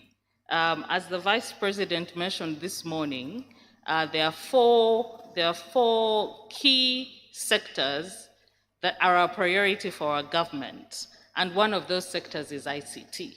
Now, if we just compare ICT and the incentives, the tax incentives that, for instance, agriculture has, you cannot put them on the same wavelength. They are so different. But one is an enabler of the other sector. So ICT is an enabler across all sectors. So it should be given priority. But at the same time, ICT is the sector which will drive, for instance, youth unemployment, to us to get employment for our youth. How do we do this? Just imagine that we had 5 Ryans. And by Ryan, I'm talking about the example that the PS gave in the morning of Ryan who earns $2 million every month from YouTube content, generating YouTube content. And we had 4 or 5 of those Ryans. We would be exceeding the contribution, the current contribution of ICT to GDP. So if we have, that is $10 million. And the current contribution being, I think the PS mentioned 9.7 billion. A little bit, the statistics failed me a little bit, but a few more Ryans, we would be well on our way to increasing our contribution to GDP, and therefore more taxes coming into the country. But beyond that, what I'm passionate about is BPO. If we could get employment for our youth beyond the borders of our country, this would be inflow into this country and we would be able to generate those taxes. So if we reduce the prices of, or the cost of accessing ICT equipment, in the long run, we would actually generate more taxes and more revenue for this country. So as a priority, we should be saying that government must look into what will drive this economy into the future. And based on our aspirations in the Vision 2040, the NDP 3, alignment with the SDGs, where do we want to go and what should our priorities be? One of those priorities should be digital inclusion, without a doubt. And because digital inclusion cuts across all sectors, we should prioritize incentives in this sector as we prioritize the other sectors as well. And then we'll be looking at the long term vis-a-vis the short term. Yes. Well, we're moving on to another pillar, and we're left with just 2. One of them will be taking the mic to one of our panelists who will be joining us from within the audience, and that is Julianne Mwehire, who is the Director of Content Development and Industry Affairs in UCC. We'll be getting into that, but for now, we move on to another pillar which should be the last pillar in the house, and that is the innovations and entrepreneurship. And we've been calling it Amos's house, but I think it's time for us to say our house as Ugandans, what it will look like with Uganda's digital transformation roadmap when it comes to 2027. So when we take a look at innovations and entrepreneurship, how can we support our innovators to build sustainable businesses, and suggestions on how effectively these measures can be carried out? And this question goes to you, Innocent. Good. Thank you very much, Rita. How do we help our innovators and entrepreneurs build sustainable business? I think that's a very important question. We talk about innovation, and of course it drives entrepreneurship. And we know that entrepreneurship is a fundamental process, that drives economic progress, social progress, of countries. And it is through this process that we actually find solutions to day-to-day challenges that we face as humanity, as the world, as countries. But how we build the ecosystem in which innovation and entrepreneurship thrives is very, very important. Uganda is not short of innovators. Uganda is not short of people who are desirous and actually make that step into entrepreneurship. But we all know that more than 2/3 of our businesses, the startups, don't see their second to third birthday. So we have to look critically at the ecosystem for innovation, for enterprise development, and try to understand where the challenges are. So I would say first, we need to find from within the ecosystem the pipeline of scalable startups and package support for these to move to the next level. So that is one track of work that we need to focus on. The second is looking at how we increase the quality of our startup, our enterprise ecosystem. We've recently worked with an Israeli ecosystem builder to try and understand the startup ecosystem in the country. And you can't imagine, we found 20 issues that we need to tackle if we are to have a functional startup ecosystem. And some of these issues rotate around the positioning, both local and global, of our own ecosystem, because we are in a connected world and we have to be competitive in that space. There's an issue there. We also have challenges with know-how, expertise that can nurture and take these ideas to the next level. There are important challenges with financing and how we bring money to actually surface ideas, nurture these ideas, see them grow and move into investments, or attract investments. We've also seen challenges with the whole enabling environment, and going beyond innovation, if you look at competition as well, we don't have very well developed mechanisms, whether it's laws, policies, or strategies that work coherently to actually enable innovation and entrepreneurship. So I propose that if we want to help our startups, build sustainable businesses, first we need to strengthen the ecosystem for these startups. Look at the competition policy, look at creating stronger IP mechanisms, look at fostering more risk-taking, more appetite for competition, and also protecting the property rights. So we need to look at that whole enabling environment. Of course, there are efforts to put in place some kind of policy framework to grow and strengthen our startup ecosystem, so that would be positive, but we need to move faster. On financing, we need innovative financing. The instruments out there don't work for these startups. We've seen this with some of the startups we've been working with. So how can we, for instance, bring more concessional financing for startups? How can we crowdsource money? If I'm working on a startup like Akelo Banker, for instance, you're benefiting 350,000. How could they invest into the solution you're bringing to make their own production enterprises more successful? It could be 100,000, but from all, you could drive these startups. We need to also consider potentially innovation credit guarantee systems that can allow people to take risks with funding perhaps from the financial sector, but government could come in to guarantee some of this lending. So the funding area is very, very crucial. The other is the whole issue around talent. When one innovator comes up with a good idea, growing that idea is a complex process. It could be multidisciplinary. How do we tap into these professionals we are churning out from our universities and help them support processes to nurture, grow these ideas into ventures, into enterprises? So we need to think strategically about how to channel expertise around some of these innovations. And there's a lot of work going with ecosystem builders, which is positive, but what more can we do to facilitate that whole process? Of course, the whole question around financing, we might as well also look at corporate engagement, consider issues to do with private equity, venture capital. Kenya is leading. I would say South Africa is also moving very fast in that direction.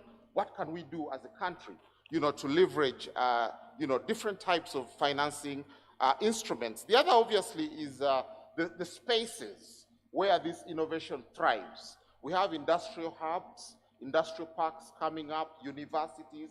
How can we create spaces within those subsystems to facilitate our young businesses, the startups, the innovators? We need to think about this because that could also drive what we call the networking effect. We are building the innovation pod at Makerere with maker spaces, collaboration spaces. So drawing it from the innovation research system, you can actually drive innovation and maybe see better pipelines, of ideas, startups that can go into the market. Maybe lastly, what I could touch upon is the whole issue around markets. We need to aim for the big markets. So most of our startups sometimes look at the local market, which is very good, but you can't be competitive if you are not looking at regional markets, if you're not looking at the global market. That's why we, for instance, invested through our SME for Trade initiative efforts to expose some of our SMEs to the African market, for instance. And it's paying off in a very big way, including markets in Europe and the US. So these are areas where a lot of work needs to be done to actually help us, elevate our innovation, our startups, and see them growing to very successful and flourishing enterprises. Okay. My last question to you is when we talk about startups, when we talk about innovation and entrepreneurship in Uganda, we cannot deny the fact that Uganda is a very entrepreneurial country. On that note, we are doing well. But there is a bit of duplication. You could find that if we say all of us here, the panelists and I as a moderator, maybe 4 of us could be doing the same thing. And then the other 2 could also be doing the same thing. So we are tapping into, like you mentioned, just a local market, but we're all providing the same service that we have taken time to build. So on mentorships, how do we change that? Yeah, I think we need to first of all help connect these innovators. That problem can be reduced through that process. And we can start building value chains in terms of the innovation and station these different innovators at different levels of these different value chains. That could be one way that we could approach it. But of course, we also need to look at our ecosystem building and what's going on in that whole space, and maybe strengthen some kind of standards that can help us sort of deal with this kind of challenge. But I also think that ultimately it's a question of us being competitive. If we are not being competitive, we are all going to ride a border, because maybe that's the easiest thing you could do if you want to make money. So I think there is a lot that we need to do, and the focus should really be on the ecosystem, because it's in the ecosystem that we'll find solutions that remove the kind of problem you've talked about. It's not just going to be one single intervention, looking at mentorships. It's a question of how the regulatory space works. It's a question about the financing that is available. It's a question about how we channel expertise into these spaces. It's a question about how we position our ecosystem in the global setting, in the regional setting. It's a question of how we brand it as well and build a positive narrative about innovation in Uganda. Because I think we have good examples in Kenya, the Silicon Savannah, Nigeria, Lagos, Ethiopia is doing very well, South Africa. We are doing well too, but I think we should aim at even surpassing the competition in the region, and it's possible.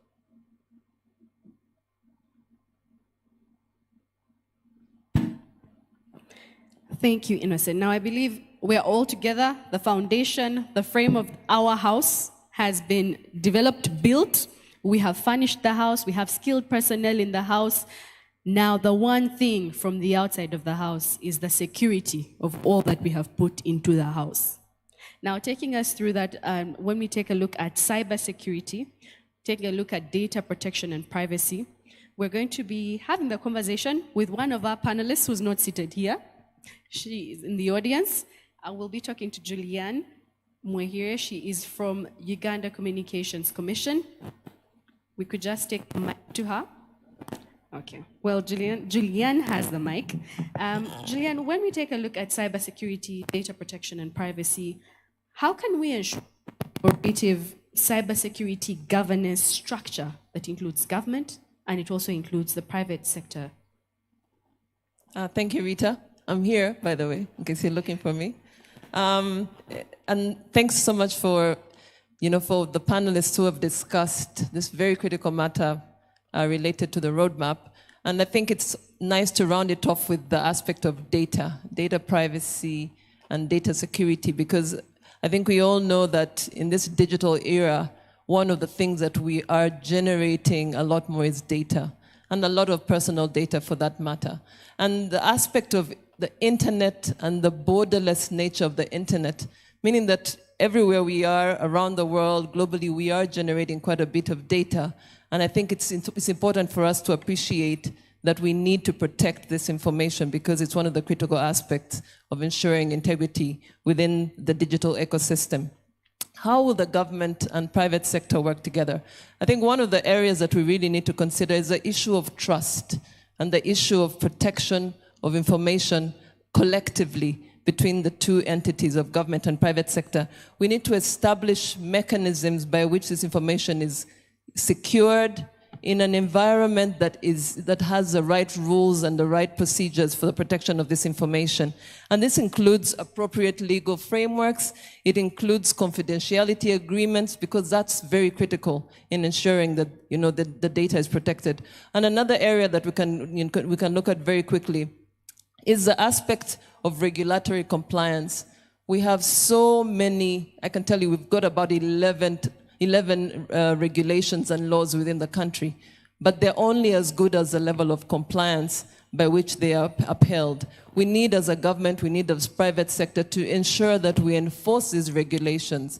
They are, I'm sure Justice Chidawira here can tell you that one of the areas that we are not looking to, even within the judiciary system, we are not trying a lot of these cybersecurity cases. And we can discuss the reasons why, but we need to really, really enforce some of all these regulations and legislative areas that we have available. And then we also need to share. We need to share information related to the threats and vulnerabilities that we have. And this is between government and private sector. Sharing this information is one of the critical ways in which we can address all the threats that we have within the cybersecurity space and also in the electronic fraud space. And I think within the government and private sector, there are quite a number of tools available, but they should not be dealt with in silos. I think one of the ways that we can mitigate a lot of these areas is sharing. I'll stop there, Rita, because there are quite a number that we can discuss. Okay, but now let's talk about right now and just say in the recent past, when it comes to government, the measures that are being used to combat cybercrime, what measures are you using at the moment that you have seen to be effective? Some of the measures that we can speak to very clearly is we've got, have you heard of the CERT, the Central Intelligence Equipment that we have within the government? And this tests for vulnerabilities, it tests for threats, it tests for, all the different measures globally. And we've got measurements within the global front that can ensure that, as a government, we're able to test in real time some of the threats that are affecting all of our equipment within the country. Another measure that we can utilize, I think I've mentioned this, is our legislative, and all our legislative, instruments that I would say. And by doing this, by trying, some of these cases, we're able to mitigate some of the cases that we see, coming up within the electronic and cybersecurity front. Well, thank you, Julian. Julian has covered what we'll talk about and what we look at within the 5 pillars that cover the house. That is within the digital transformation roadmap. And she is the Director of Content Development and Industry Affairs within the Uganda Communications Commission. Now, that's all that we have decided to ask the panel for this afternoon. But if there are any questions and comments that you might have, we'll only have time to take 2. So if you do have a comment or question, you can raise your hand and the microphone will be brought to you. If it's a question, kindly do mention who it's directed to. If it's a comment, also do, and go ahead and ask or comment. Mic check, okay. So we have 2 questions. I'll take one from a male and one from a female. I'll start with you, sir. Thank you very much. My name is Robert Ford. I'm a technical support specialist for the UJ Connect project, Government of Uganda and the Government of Japan. My question is directed to, I think, number 2 on your left. And it regards cybersecurity, actually. And I'm glad to determine right now from the previous speaker that Uganda now has a robust CSAT, which is a good thing. And the SAT, the protocols for building up a SAT, the Cybersecurity Emergency Response Team, are supposed to go with the public key infrastructure that should help Uganda to help all of us as Ugandans to move a step ahead from how we secure our data, to make sure that it's not just the simple passwords and everything, but every Ugandan we should be at a level where we should be having a very well authenticated public key infrastructure. But once we have that, I needed to ask how trustworthy are the patrons of data, which should be government, maybe private sector, those who secure data. What kind of trust exists in between these key players? Because trust is a very important thing. We are generating data and we are putting data into the custodians of data. There has to be very good trust protocols between the architects and the patrons of data. If you could give more light on that, we'll be very happy. Thank you. I think that goes. I think let's take the questions at once, then we can answer them at once, yeah? After this, we shall be having our lunch. So I'll come with that announcement after. Thank you. Nelson Mandela is my name, CEO of a company called Stanfield Commodities Exchange Limited, fintech expert, forensic investigation professional. So my question is, I'm going to focus on the banking industry. So if you look at the banking industry at the moment, most of the operation there is digital. But when we look at onboarding clients, like opening bank account, right now it's sort of like not yet digitized. Because when you're going to the bank to open your bank account, you are required to go with a national ID, and sort of like a compulsory thing. My issue is like, because the process of getting a national ID, from my experience, it took sort of like almost 6 months to get the national ID. So now, when you talk about inclusion and digital transformation, when all these processes are involved and people are not even having access to financial services, because when you go to the bank, they will ask you that you must come with your physical ID.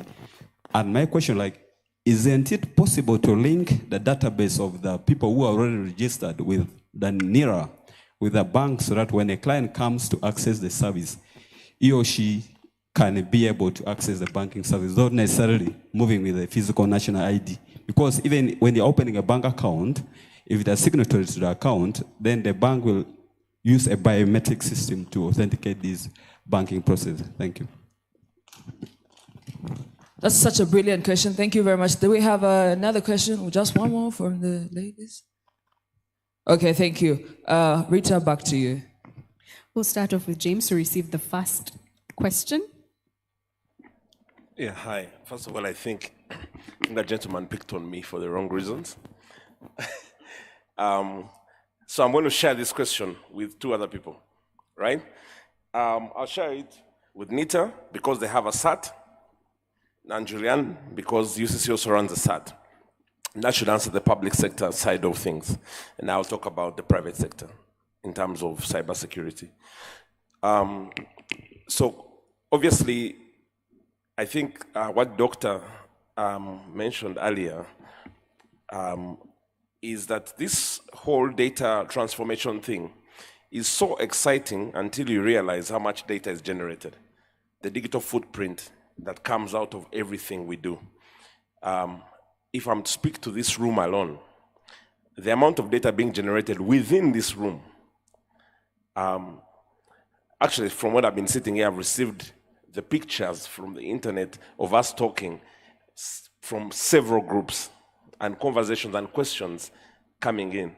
This is digital footprint generated here and outside, in and out.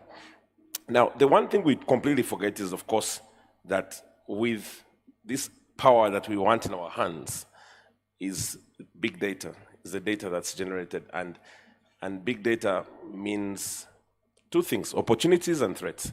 Opportunities from analytics, you can make decisions, you can interpret, and you can actually take things to the next level by using information that you didn't initially have about your customers. The threat is cybersecurity. Now, 2 days ago, we were here for a bankers conversation, and someone said, quantified the size of the cybersecurity market.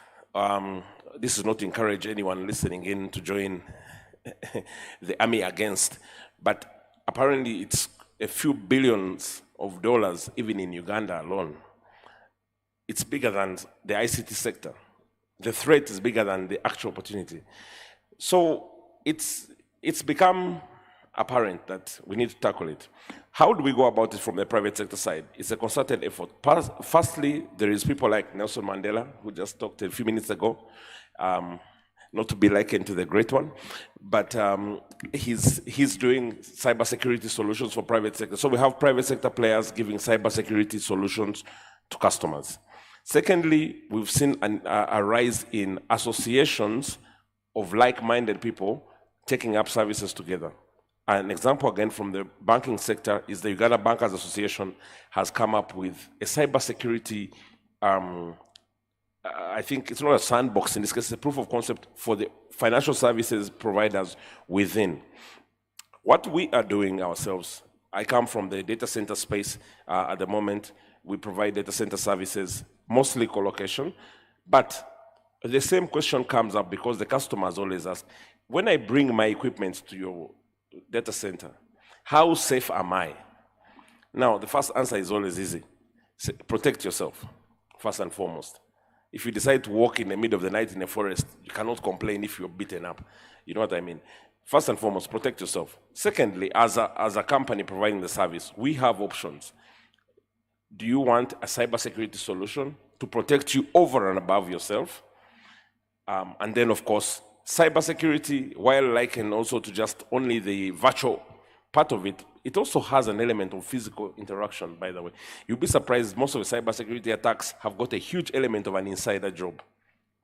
And that's something you must always think about as well, in terms of when does the malware get implanted and stuff like that. Anyway, that's a long story, it's a different conversation. So from a private sector perspective, it's a combination of independent players who are providing services and solutions, associations or like-minded people who are working together to solve a common problem, and service providers who know that they are either hosts or custodians of data coming up with solutions that can protect or ring fence or create a perimeter for customers that are within them. Nita, UCC, public sector. And James Dester, we'll now throw the ball to you, Julianne, and then we'll come to you, Patrick. Thank you so much for that question. I'm going to, just to add to what James has said, I'm just going to put a little spin on it. And I think James has wrapped it up nicely. But to also add that, one of the critical elements in this whole equation, even with the use of the CERT, is the aspect of law enforcement. I think one of the challenges that we're facing within this country is just the interpretation of some of these aspects of cyber threats and electronic fraud. Because we are, within this room, I'm sure, we are educating ourselves collectively as government, as private sector, on the aspects of electronic security and cyber security. But we're not bringing all of us together, particularly on the aspect of the law enforcement. Because, in everything that we do, and trying these cases, we need to bring, especially the government sector that deals with law enforcement, together with us to be able to, to address these matters.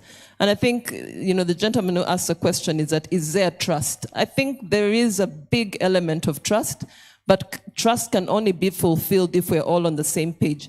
And I think one of the things that we need to address, particularly in the digital literacy aspect, is to ensure that particularly the law enforcement element and also the judiciary, who we're working very hard with, are all on the same page. And I think that will complete the whole element of trust. Thank you. Okay, thank you. I'll start by saying government from the public sector has done a lot, starting with the development of the National Information Security Framework, which clearly spells out the do's, the don'ts, and the how. And that sets a platform to ensure everyone's safety. But like my colleague James said, our security starts with us. First, we need to be aware of the environment, you need to be conscious, and you need to be able to be on the look. What are we, again, doing as government besides developing the framework?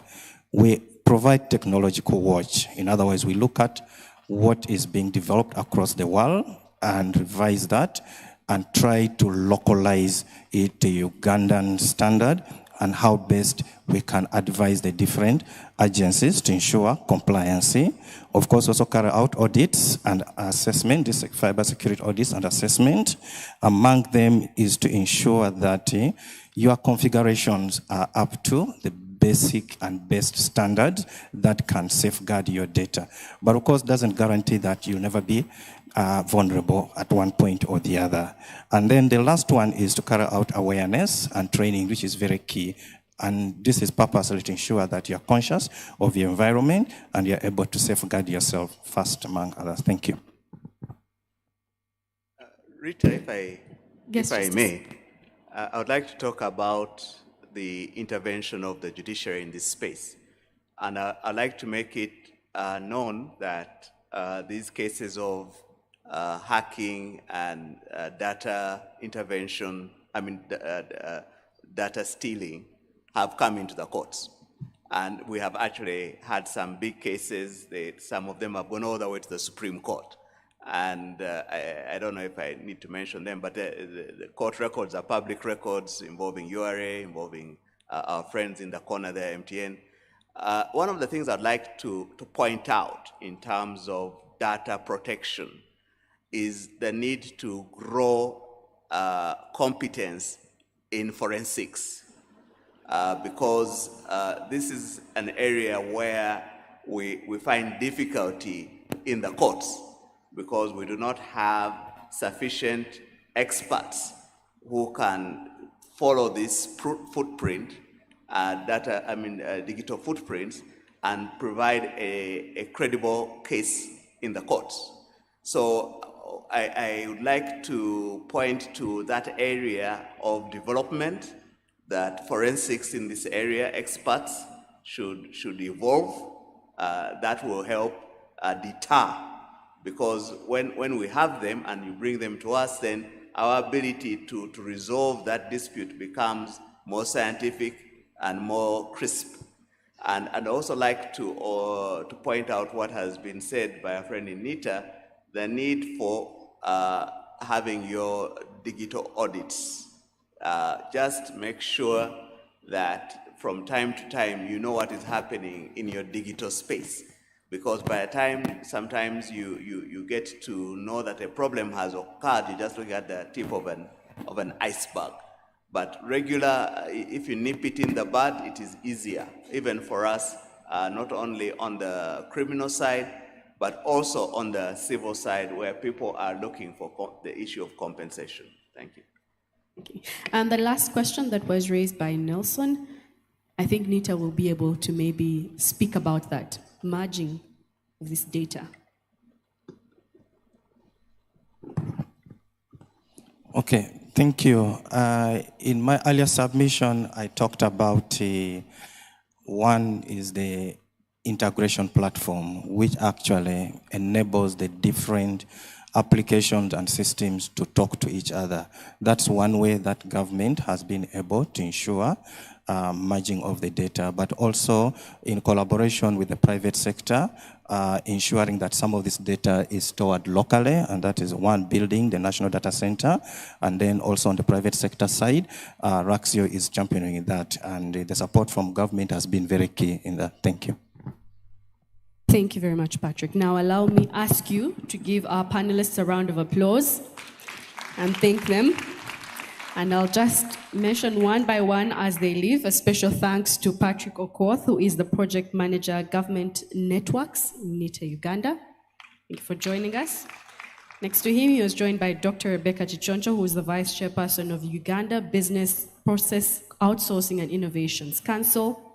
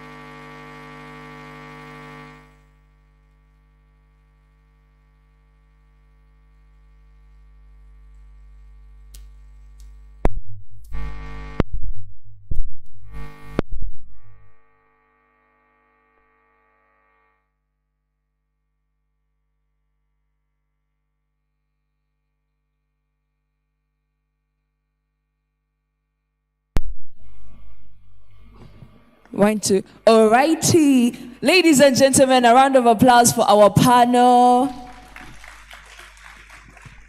And then in the same spirit, we shall put our hands together for our host, our moderator, Rita Kanya Mujuni. Thank you for doing such a great job.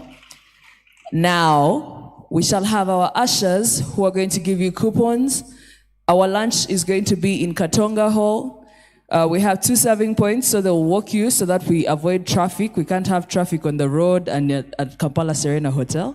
So they'll come pick you, and then we shall have our lunch. I would like to thank everyone who has added their mind to whatever has been said today. A round of applause to them. And then also the project team that has been able to put this launch together, led by our project manager, Ms. Rowena Turinawe. Thank you very much. Round of applause. And then our beautiful funding partners, UNDP, a round of applause. And then for the one and only Ministry of ICT and National Guidance. Thank you very much. Thank you, Honorable Chris Bariomunsi, for staying with us until this hour. And we shall be glad to have lunch with you and everyone else. Now, last but not least, please clap for yourself for being a participant today. All right, that song is for me to dance for you as we all go for lunch. My girl, she a Okay, Cinderella, thank you dance very till a much. she fall off. She not care for Yes, money, I've been even your if you're host. big My and name tough. is Brandy She do it Valentine for the love. Azere, She a Communication little shy, Officer, say she Ministry of tipsy, got ICT the and dancing, National Guidance. Thank you for Now coming. you already know. When I see you, it's going down for sure. No put the egg out, this name for sure. What we do, nobody got to know. Now you already know. When I see you, it's going down for sure. No put the egg out, this name for sure. What we do, nobody got to know. Oh, na, baby. I wanna love you, lady. You know you're my one and only. I wanna love you till I get no more. Oh, na, baby. You know I wanna love you daily. You know you're my one and only. I wanna love you till I can't. No, oh, oh, oh. Gano mazima baby sikulimba. Na yegu no mukwano sigwa kutimba. You're not to be calling na yenga tulifeka. You and I don't even tell your bestie Gina. Evil eyes around, we should keep it on the low. Sing songs for you, yeah, you're my angel. When you see me turn a little girl, you're such a teaser, pleaser. Now you already know. When I see you, it's going down for sure. No be the A girl, this name for sure. What we do, nobody got to know. Oh, na, baby. You know I wanna love you daily. You know, oh, na, baby. You ask one. You know I wanna love you daily. See them girl a beauty them. You know you're my one and only. I wanna love you till I can't. No, oh.